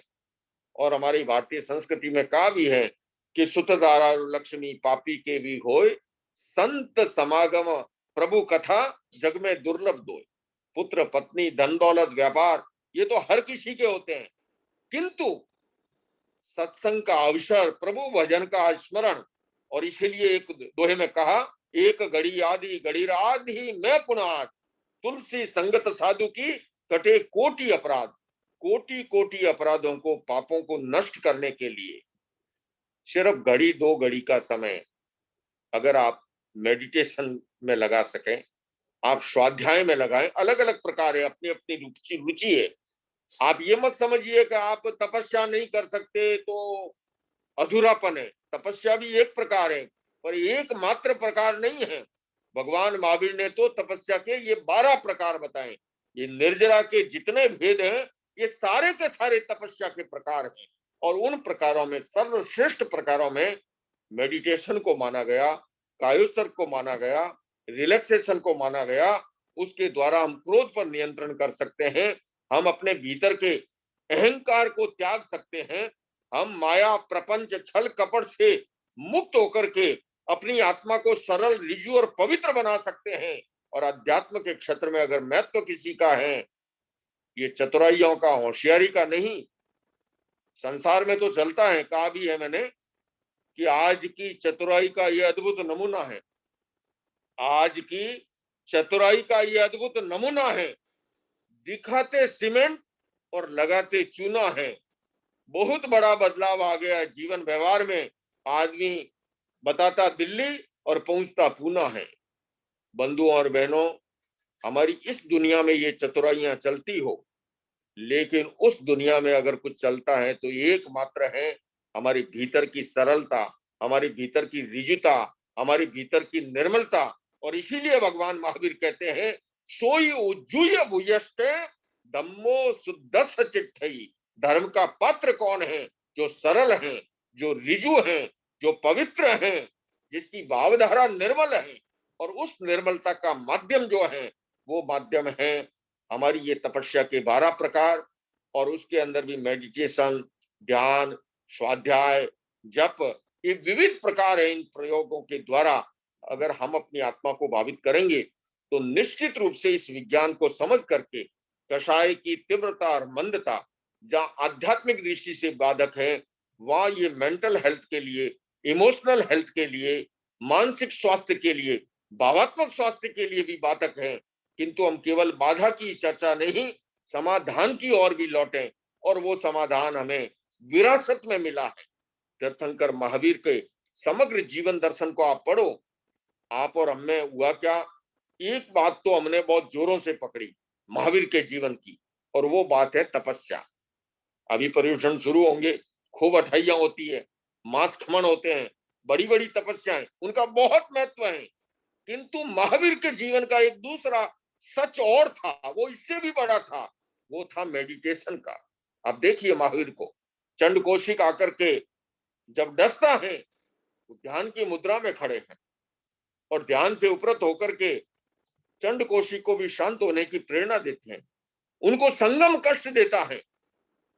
इस प्रकार के तीव्र कष्ट, कानों में कीले ठोके गए, पैरों पर खीर पकाई गई, सुनने में ये अतिशयोक्तिपूर्ण लग सकता है, पर बंधुओं जिसने ये मेडिटेशन की दुनिया को समझा है, जिसने कायोस्तर की दुनिया को जाना है, मैं अपने जीवन का समय सीमा संपन्न हो रही है प्रश्नोत्तर करने। मैंने चातुर्मास किया था सूरत के पास में बारडोली में, मेडिटेशन का 7 दिन का कैंप लगाया हुआ था।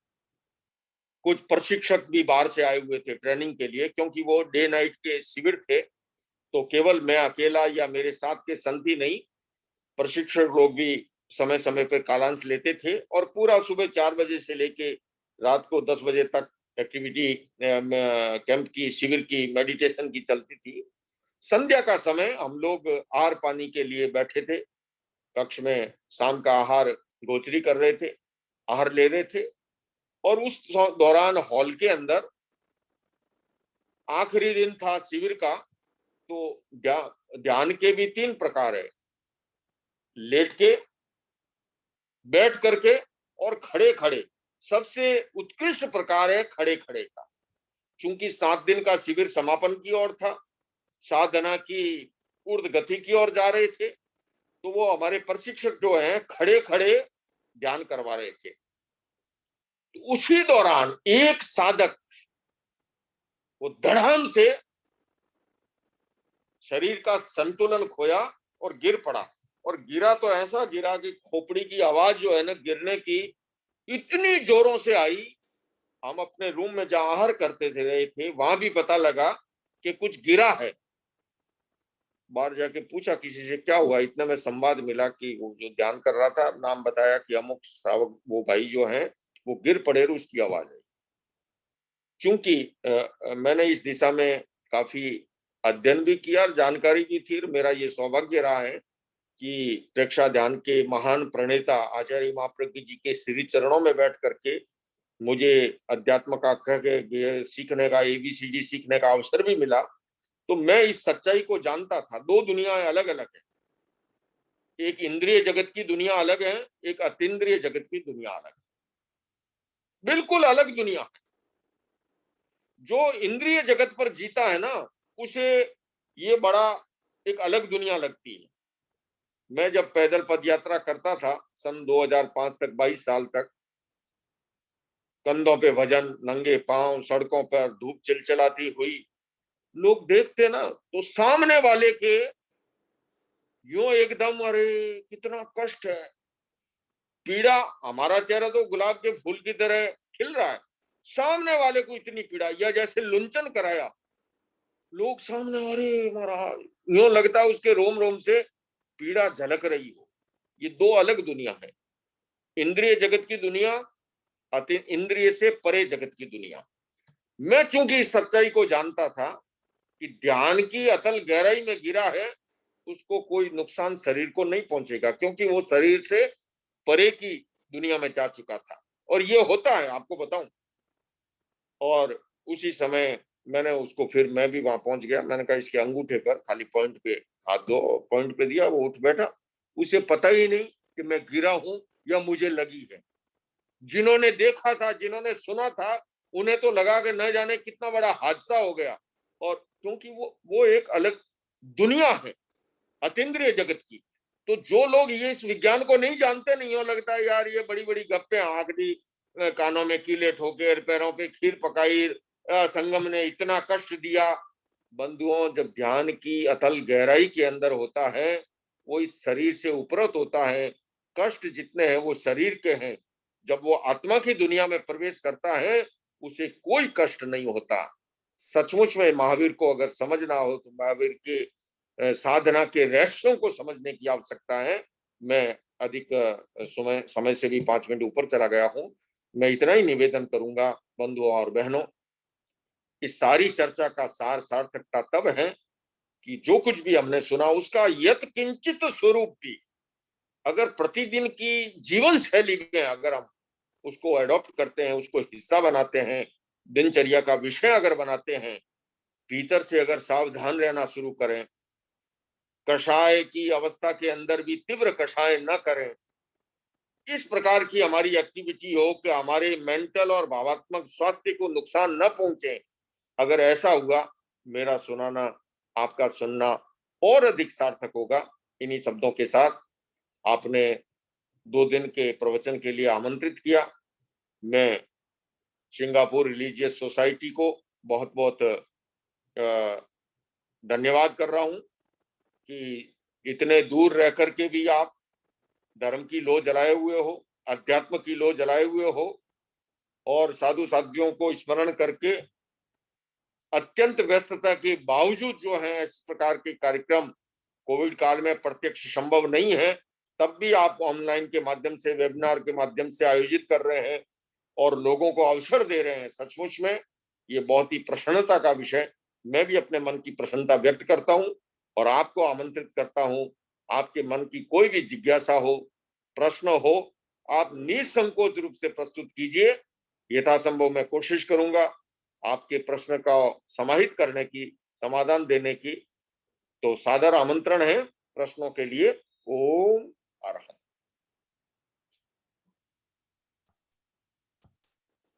Athena Mandami, Acharya ji.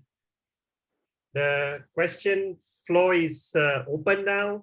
I would request all of you to use the Zoom feature to raise your hand and take full lap of this opportunity to get Acharya ji to help clear your doubts. So please raise your hand in Zoom. We still have about 15 to 20 minutes for Q&A. So go ahead, raise your hands and we will unmute you. Anybody who has questions.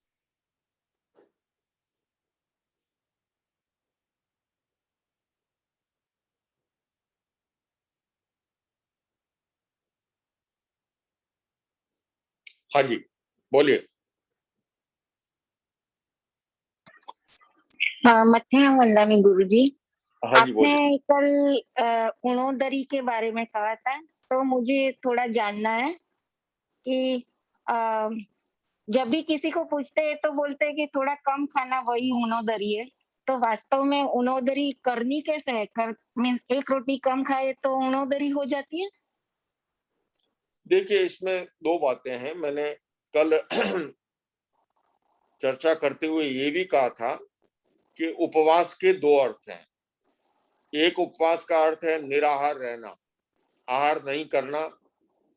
अगर आप केवल पानी ग्रहण करते हैं, 3 उपवास हो गया। आप पानी भी छोड़ देते हैं, 24 उपवास हो गया। किंतु मैंने साथ में ये भी कहा था कि और अगर आप अध्यात्म की जब गहराई में जाते हो तो ये केवल द्रव्य उपवास है। भाव उपवास तब घटित होगा कि जब उप आवास आत्मा के निकट निवास करना। हमारा जो मूल ध्येय है, चूंकि निराहारता उसमें सहायक बनती है। जब हम निराहार रहते हैं, हमारा मन शांत होगा, इंद्रियां शांत होगी, ध्यान स्वाध्याय के अंदर जो है हमारा मन लगेगा, तो वो उपवास घटित होता है पूरी तरह से। उसी तरह से चाहे हम उनोदरी तप करें, उनोदरी का मूल अर्थ तो यही है, ऊन का मतलब है न्यून, कम, और उदर का अर्थ है पेट। पेट की आवश्यकता से कुछ कम खाना, ये उनोदरी तप हो गया। लेकिन यहां भी यही कहूंगा, ये केवल द्रव्य उनोदरी हुई। भाव उनोदरी कब घटित होगी? हमारा मूल ध्येय क्या है? हमारा मूल ध्येय है कि हम कैसे गति प्रगति करें स्वाध्याय में, ध्यान में, हमारा मन कैसे शांत हो, हम कैसे समता में प्रवेश करें, हम कैसे समाधि युक्त बने। हमारे यहाँ पता है ना, एक समाधि मरण शब्द आता है, अनशन, संथारा जिसको बोलते हैं। तो आप संथारा अनशन क्या है? भूखे रह करके जीवन को पूरा कर देना, ये संथारा नहीं है। संथारे का मूल भावार्थ ये होगा, हाँ भूखे रहते हैं जब हम हमारा मन इंद्रियां शांत होती हैं, वो उसमें सहायक बनता है, पर मूल तो समाधि मरण समता के साथ पीसफुल ढंग से अपनी अंतिम यात्रा को संपन्न कर लेना, सब समाधि मरण घटित होता है जब हम शांति के साथ, समता के साथ, समाधि के साथ अपने जीवन को संपन्न करते हैं। तो उसी तरह से चाहे उपवास है, चाहे उनोदरी है, हम कम ग्रहण इसलिए करते हैं। मैंने कल एक बात ये भी कही थी, ऊर्जा है जितनी है, चाहे आप उस ऊर्जा को कोई दिमाग से बड़े काम करने में लगा लो और उसको चाहे भोजन पचाने के अंदर लगा लो। आपने और हमने भी देखा होगा, कभी मान लीजिए मनपसंद बना है, ब्याह शादी में गए हैं, कुछ ज्यादा खा लिया तो करवटें बदलते रहोगे, आपका ध्यान में स्वाध्याय में मन नहीं लगेगा। ध्यान स्वाध्याय में मन कब लगेगा? जब पेट पर भार नहीं है, तभी जाकर के। तो इसलिए उनोदरी तप, मूल तो उनोदरी कम ग्रहण करना, यहाँ से उनोदरी का शुभारंभ हो गया, पर उनोदरी का अंतिम रिजल्ट जो है उसके साथ साथ हम आध्यात्मिक दृष्टि से आत्मा के नजदीक पहुंचे, तब जाकर के उपवास और उनोदरी वास्तव में घटित होंगे। Thank you. नेक्स्ट।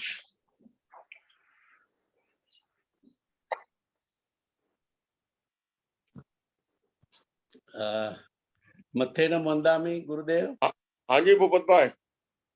गुरुदेव, मारे बे सवाल छे ने आ बने मारी दीकरीओ स्मिता ने सुमीए ए स्मिता ने सोनियाए गई काले मने पूछा, એટલે આજે હું તમને પૂછું છું, પેલું વેલું એ બંને ક્યાં ગઈ અત્યારે? ઈ બીજા કામમાં છે. ઓકે, પછી એને બોલાવીશ.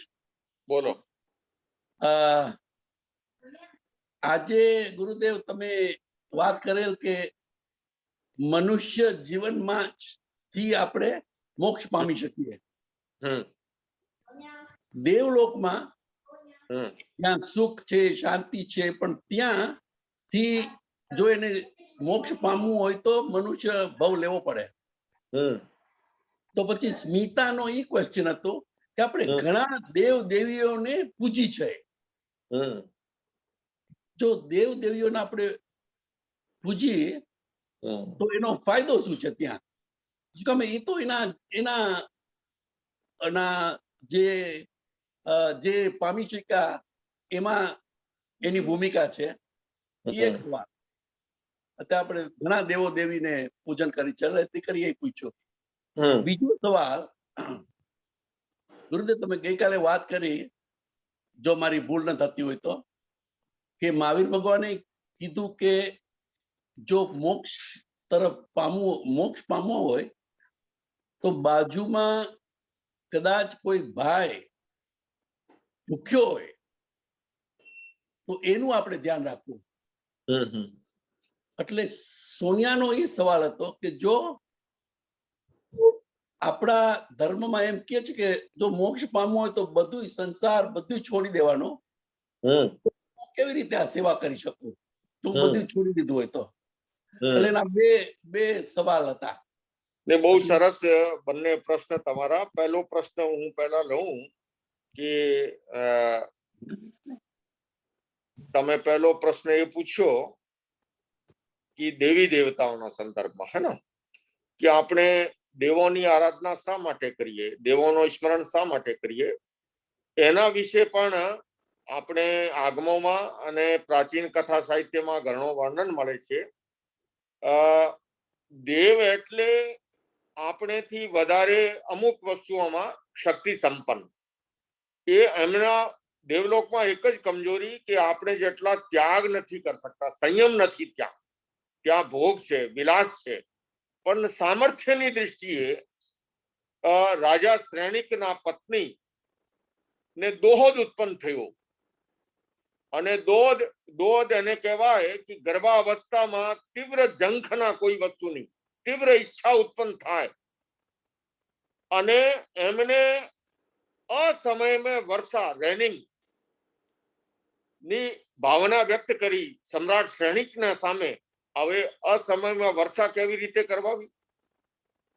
ત્યારે મહામાત્રી અભયકુમારને સામે રાજા શ્રેણિક પ્રશ્ન મૂક્યો અને કથા સાહિત્ય કહે છે કે શ્રેણિક પ્રશ્ન મૂક્યો અભયકુમારની સામે, મહામંત્રીની સામે, અને મહામંત્રી તત્કાલ 3 દિવસનો અઠમનો તપ લઈને પોષદશાલામાં જતા રહ્યા, દેવતાની આરાધના કરી, અને ત્રીજે દિવસે મધ્યરાત્રિએ દેવનો આસન ડોલાયમાન થયો.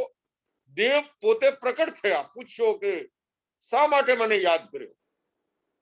એમને આ પોતાની સમસ્યા, અમુક એવી સમસ્યાઓ હોય છે, બાધાઓ, વિઘ્ન, એ મનુષ્યના અધીન નથી. અમુક સમસ્યાઓનો નિરાકરણ મનુષ્ય પોતે કરી લે છે, અને અમુક સમસ્યાઓના નિરાકરણ માટે એ દેવતાઓનો, લૌકિક દેવતાઓનો આશ્રય પણ લે છે.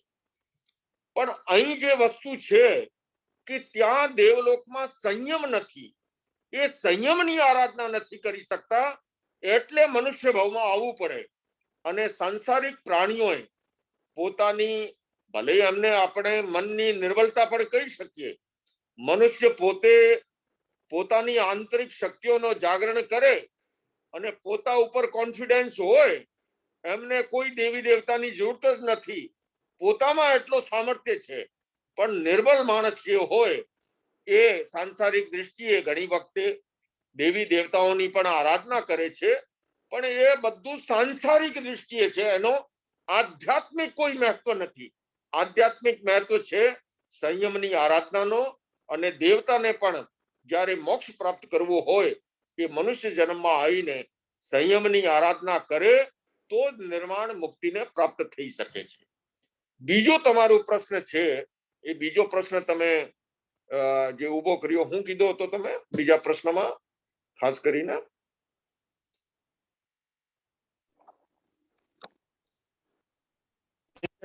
ગુરુદેવ વાત કરે કે મોક્ષ પામવામાં મહાવીર પ્રભુએ એમ આપણે કીધું હતું કે જો બાજુમાં કદાચ બરાબર, સમજમાં આવી ગયો. ઓકે, હા, મેં ગઈકાલે એક સૂત્ર કીધો હતો, અસંવિભાગી ન હો તસ્ય મોક્ષો, કે તમારા ભીતરમાં જે સંવિભાગની ચેતના ન હોય.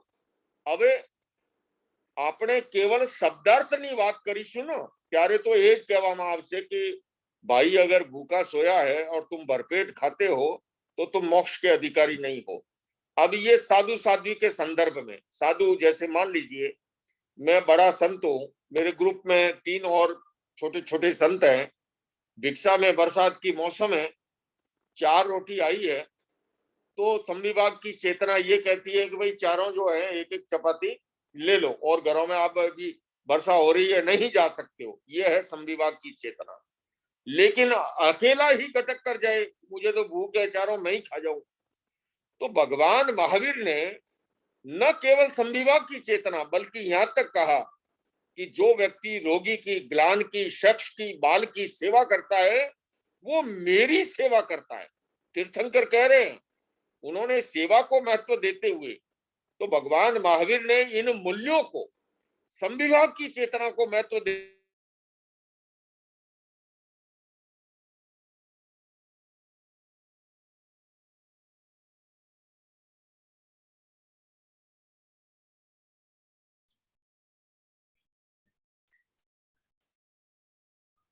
You know, it's Acharya ji's video. Yeah, we lost him. So just request everyone to just hold on for a while. We'll get Acharya ji to reconnect.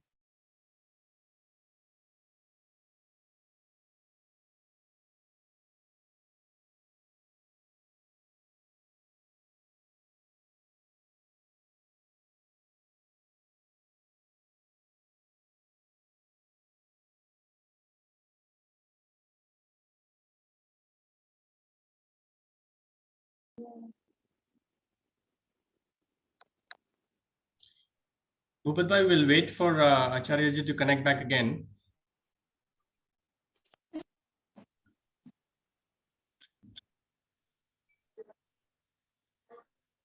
या मुझे लग रहा है कोई इंटरनेट की कुछ प्रॉब्लम शायद आई है बीच में, है ना? अब आवाज आ रही है? हेलो जी Acharya ji, we can hear you. या तो ये जो उत्तराधीन प्रभु, उन्होंने समुदाय के अंदर सबके भीतर में, सबके आपस में साधना में सहायक रहे जो सूत्र दिया, उन्होंने ये कहा कि अगर कोई बीमार है, ग्लान है, शख्स है, तो मेरी सेवा करता है। उसी में सामूहिक साधना के अंदर जब भगवान महावीर ने चतुर्थ आदमी भी है, श्रावक भी है, श्रावक भी 36,000 साध्वी थे। तो इतना समुदाय है, उस समुदाय के संचालन के लिए जिन सूत्रों का वर्णन हुआ उसमें एक सूत्र है समविभाग की चेतना, और उन्होंने ये इतना क्रांतिकारी सूत्र दिया है। उसी सूत्र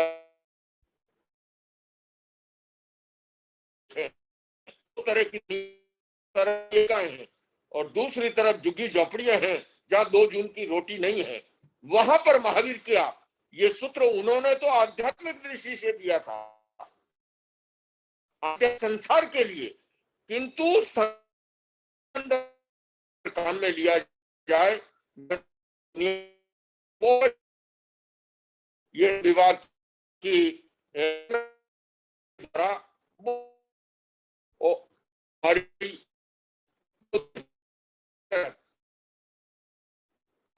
संपन्नता और दूसरी अति विपन्नता की उस समस्या का समाधान हो सकता है।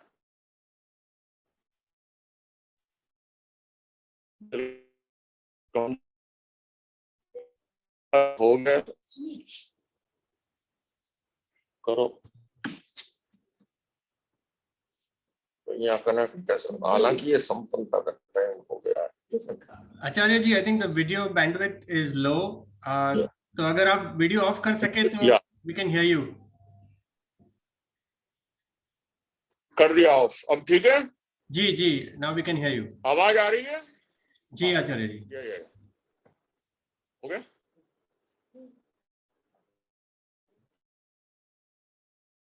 और Yeah, we can hear you now. Now the next question is from Kian Mehta.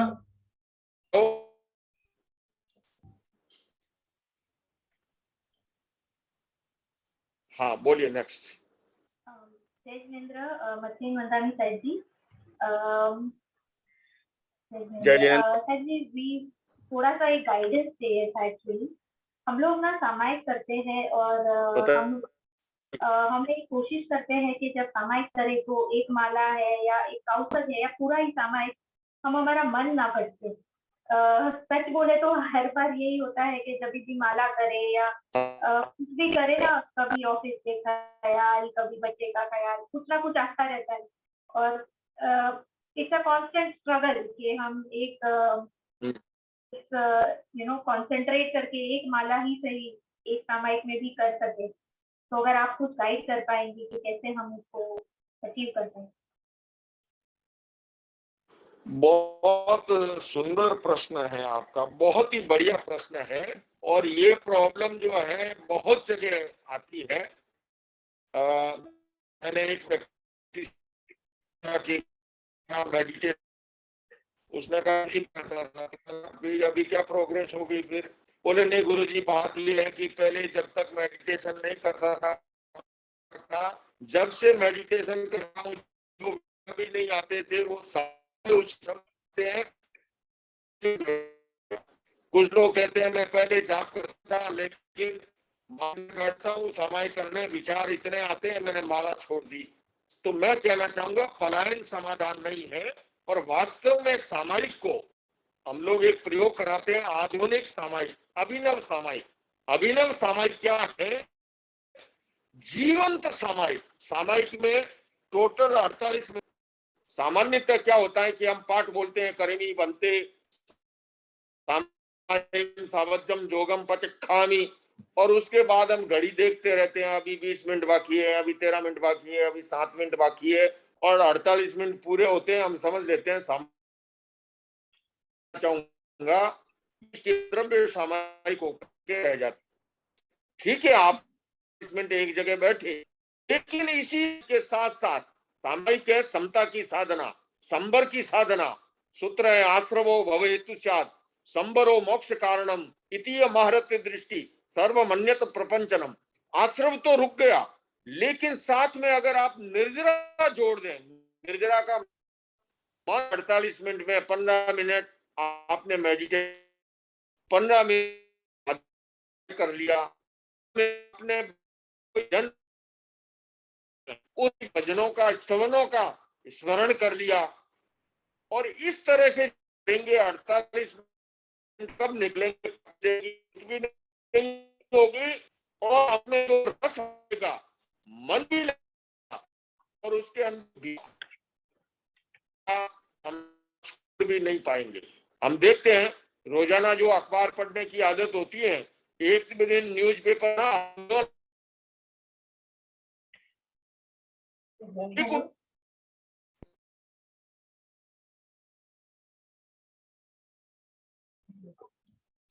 I think we lost him again.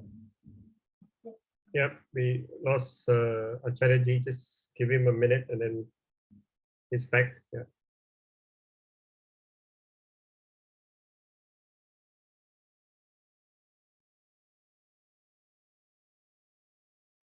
ये इंटरनेट की कुछ प्रॉब्लम हो रही है ना? जी आचार्य जी। हेलो, हाँ,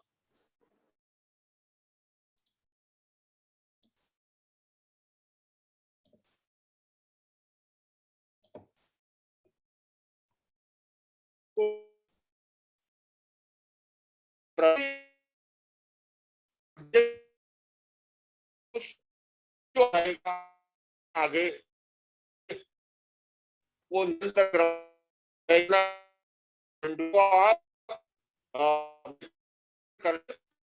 सामायिक को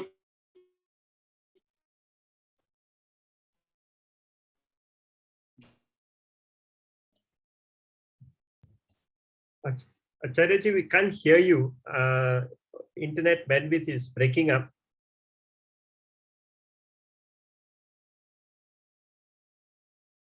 Okay, we'll just give Acharya ji the opportunity to log in again.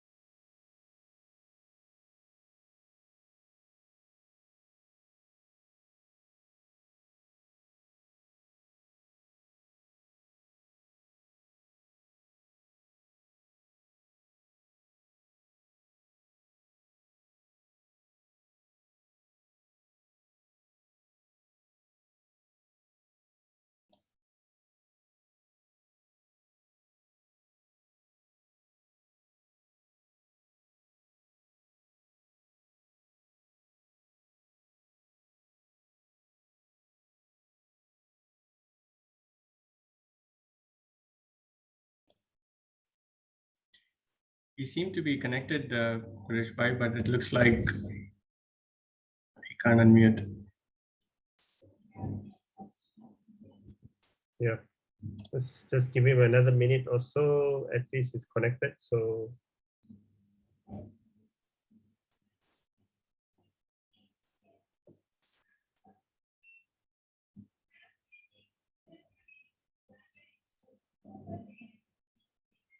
Acharya ji, we can see you online. You need to unmute.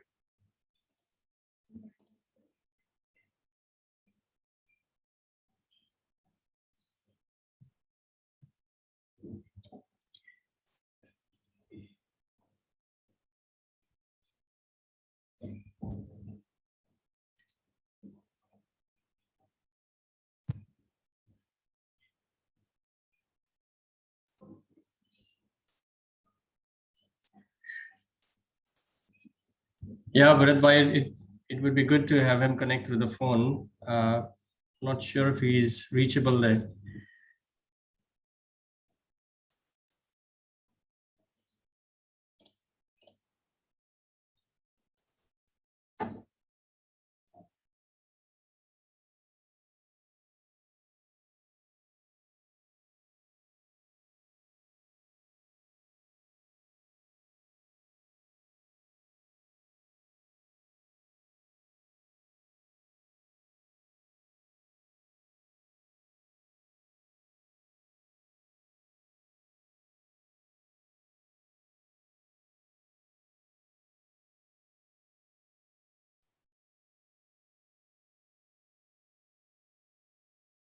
Just give us a minute as we try to connect Acharya ji through phone.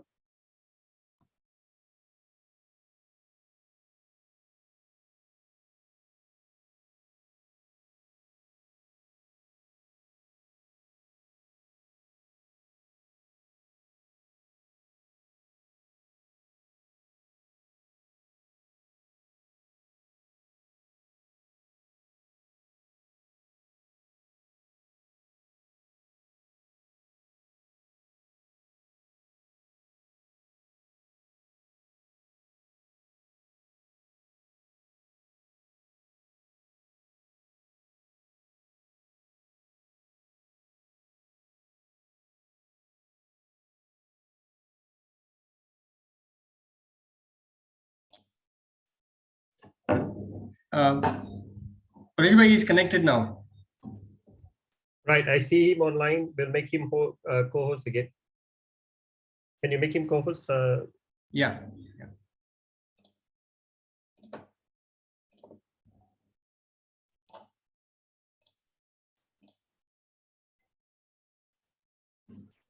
हाँ जी। ये अंतराय कर्म आ गया था बीच में, हाँ?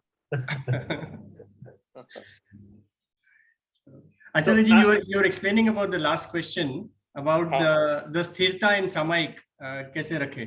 हाँ, ये बहुत अच्छा प्रश्न है, क्योंकि देखिए हम सभी सामायिक करते हैं, किंतु सामायिक का पूरा हार्द तब गठित होगा, सामायिक का 48 मिनट का कालखंड है। सामान्यतः क्या होता है, हम लोग आसन बिछाया, करेमी बनते सामायिक सावज्जम जोगम पचखामी पाठ बोला, और उसके बाद अधिकांश लोग घड़ी देखते हैं, अभी 25 मिनट बाकी है, अभी 13 मिनट बाकी है, अभी 7 मिनट बाकी है, और वो 48 मिनट पूरे हुए, आसन समेटा और सामायिक पूरी हो गई। ऐसे में सामायिक का जो तेजस्वी रूप स्वरूप जो है, उसका असर हमारे शरीर, हमारे जीवन पे जो आना चाहिए वो नहीं आ पाता है। मैं कई बार प्रश्न करता हूँ, आप भोजन करते हो? बोले हाँ। पूछता हूँ कितना टाइम लगता है? बोले जी 15-20 मिनट लगते होंगे। अच्छा, 20 मिनट भोजन किया, फिर भूख कितने घंटे बाद लगती है? बोले कम से कम 6 घंटे बाद, 4 घंटे बाद। तो 20 मिनट का भोजन किया, उसका असर 6 घंटे है। मैं आपसे पूछना चाहूंगा 48 मिनट की सामायिक का असर कितना होना चाहिए?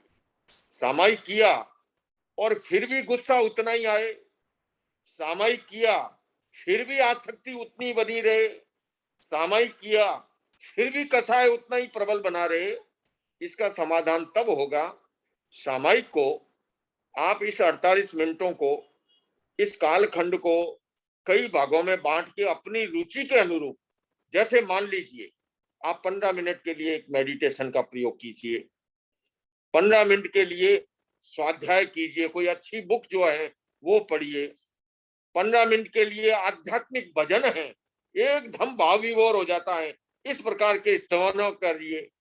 मान लीजिए 10-15 मिनट के लिए अपने इष्ट का स्मरण है, जाप है, आपका इष्ट, चाहे नमस्कार महामंत्र हो, चाहे भगवान पार्श्वनाथ या जो भी है। कहने का मतलब, अगर इस तरह से आप उस सामायिक को थोड़ा मेडिटेशन, थोड़ा स्वाध्याय, थोड़ा जाप, थोड़ा ध्यान, थोड़ा भजन, कब 48 मिनट पूरे होंगे आपको घड़ी देखने की जरूरत ही नहीं रहेगी, और उसका प्रभाव क्या होगा, भीतर से आनंद आने लगेगा। जैसे रोजाना अखबार घर पे आता हो, न्यूज़पेपर, ओहो, और एक दिन न्यूज़पेपर ना आए तो यूं लगता है जैसे कोई अधूरापन है। अगर आप सामायिक इस रूप में करते हो तो उसका प्रभाव जीवन में ऐसा होगा, एक दिन सामायिक अगर छूट भी गई, आपको लगेगा नहीं आज कुछ अधूरापन है, आज कुछ आनंद नहीं आया। तो मैं कहना चाहूंगा अभिनव सामायिक, हम लोग ये पूरा इसका प्रयोग भी कराते हैं, जहाँ चातुर्मास होते हैं, बड़ी गैदरिंग होती है, लोगों को एक दिन केवल सामायिक कैसे करना ये सिखाते हैं। प्रारंभ किया सामायिक का पाठ, और फिर उसको थोड़ी देर मेडिटेशन, थोड़ी देर भजन, थोड़ी देर स्वाध्याय, थोड़ी देर जाप, और फिर लोग भी कहते हैं नहीं आज तो बड़ा मजा आया, पूरी एनर्जी फील होती है। तो इस तरह से अगर सामायिक करेंगे, एकाग्रता भी सधेगी, मन भी नहीं भटकेगा, और उस सामायिक का प्रभाव जो है वो हमारे जीवन में भी होगा। हाँ जी, नेक्स्ट बोल।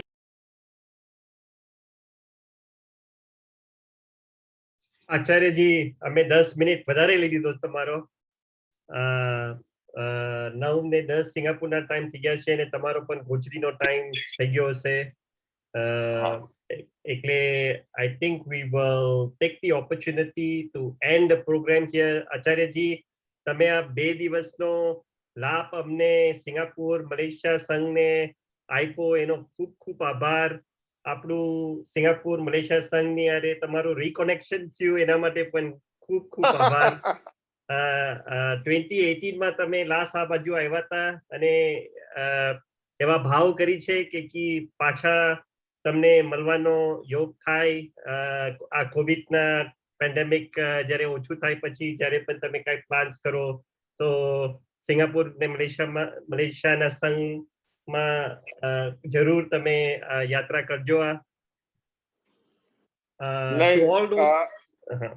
હા આચાર્યજી, એ જો નવો કનેક્શન ફરીથી થયો, આમાં તો આભાર સિંગાપુર રિલિજિયસ જૈન સોસાયટીનો છે કે એમના લીધે સિંગાપુરના શ્રાવક શ્રાવિકાઓ, મલેશિયાના શ્રાવક શ્રાવિકાઓને પ્રત્યક્ષ અમે જોઈ પણ શક્યા, એમની સાથે સંવાદ પણ થયો અને મને પણ બહુ સરસ. અને મારે મલેશિયાના સંઘ તો દિલ્હી આશ્રમમાં પણ આવ્યા છે ઘણા ખરા. સિંગાપુર વાળાએ ભરતભાઈ અને કીર્તિદાનો અનેક વખત આવવાનું થયો, વિનોદભાઈનો પણ થયો, પણ તમે હજુ બધા બાકી છો, સંઘ રીતે નથી ક્યારે આવવાનું થયો. તો જ્યારે પણ ઇન્ડિયા આવવાનું થાય ત્યારે ચોક્કસ તમે પણ લાભ લઈજો અને આપણે કોવિડ કાળમાં એ વેબિનારથી અને જ્યારે પણ દેવગુરુ ધર્મની કૃપા હશે અને તમારું જેવી રીતે આમંત્રણ હશે, હું પણ મારા મનમાં બહુ જ આવકારનો ભાવ છે.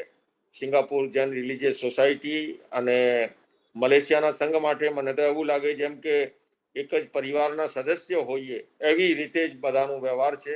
તો મને પણ ખૂબ જ આનંદ થયો છે અને તમારો પણ બધાનો આભાર કે તમે ત્યાં રહીને પણ ધર્મનો શ્રવણ કરો છો, અધ્યાત્મની ચેતનાને જગાડી રાખો છો. એ ખરેખર એ અનુમોદન.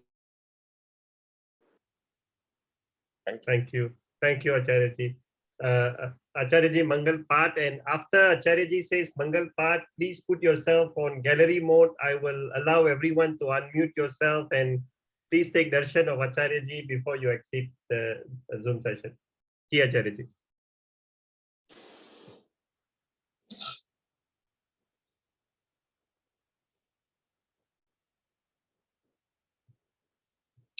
नमो अनंतानंग, नमो सिद्धानंग, नमो आर्यानंग, नमो वज्रायणंग, नमो लोहे सप्प साहुनम, ऐसो पंच नमोकारो सौ पाओ पणासनो मंगलानम च सब्बे सिंह परमो होई मंगलम, चत्तारी मंगलम, अरंता मंगलम, सिद्धा मंगलम, साहु मंगलम, केवली वनतो दहो मंगलम, चत्तारी लोकतमा, अरंता लोकतमा, सिद्धा लोकतमा, साहु लोकतमा, केवली वनतो दमो लोकतमो, चत्तारी शरणं भवज्जामि, अरन्ते शरणं भवज्जामि, सिद्धे शरणं भवज्जामि, साहु शरणं भवज्जामि, केवली वन्नतम धम्मं शरणं भवज्जामि. चारों ही शरणा सगा और न सगो कोई, जय प्राणी आदरे अक्षय मर्पद होए, गिगन हरण मंगल करण स्वाम, भिक्षुरो नाम घोनोलक स्मरण करे, सरे चिंत्या काम, शुद्ध मन से स्मरण करें अपने गुरु का नाम, रोग शोक संकट मिटे, सफल होवे सब काम.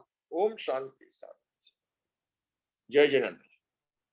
Jai Jinendra, you can put yourself all in gallery mode and you can unmute yourself and say Mathenam Bandami before you exit. Jai Jinendra. Mathenam Bandami. Jai Jinendra. Mathenam Bandami. Mathenam Bandami. Jai Jinendra. Mathenam Bandami. जय जिनेंद्र. हाँ जी लता. મથેરમ બંધામી. આરાધના કરજો. હવે ચોમાસો નજદીક આવી રહ્યો છે.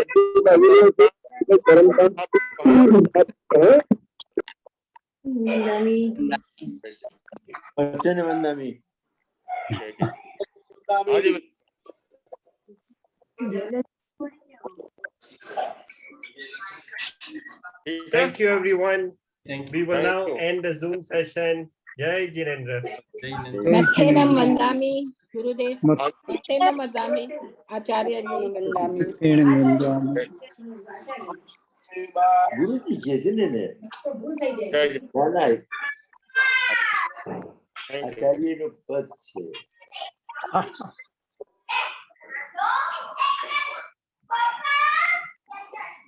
Jai Jinendra.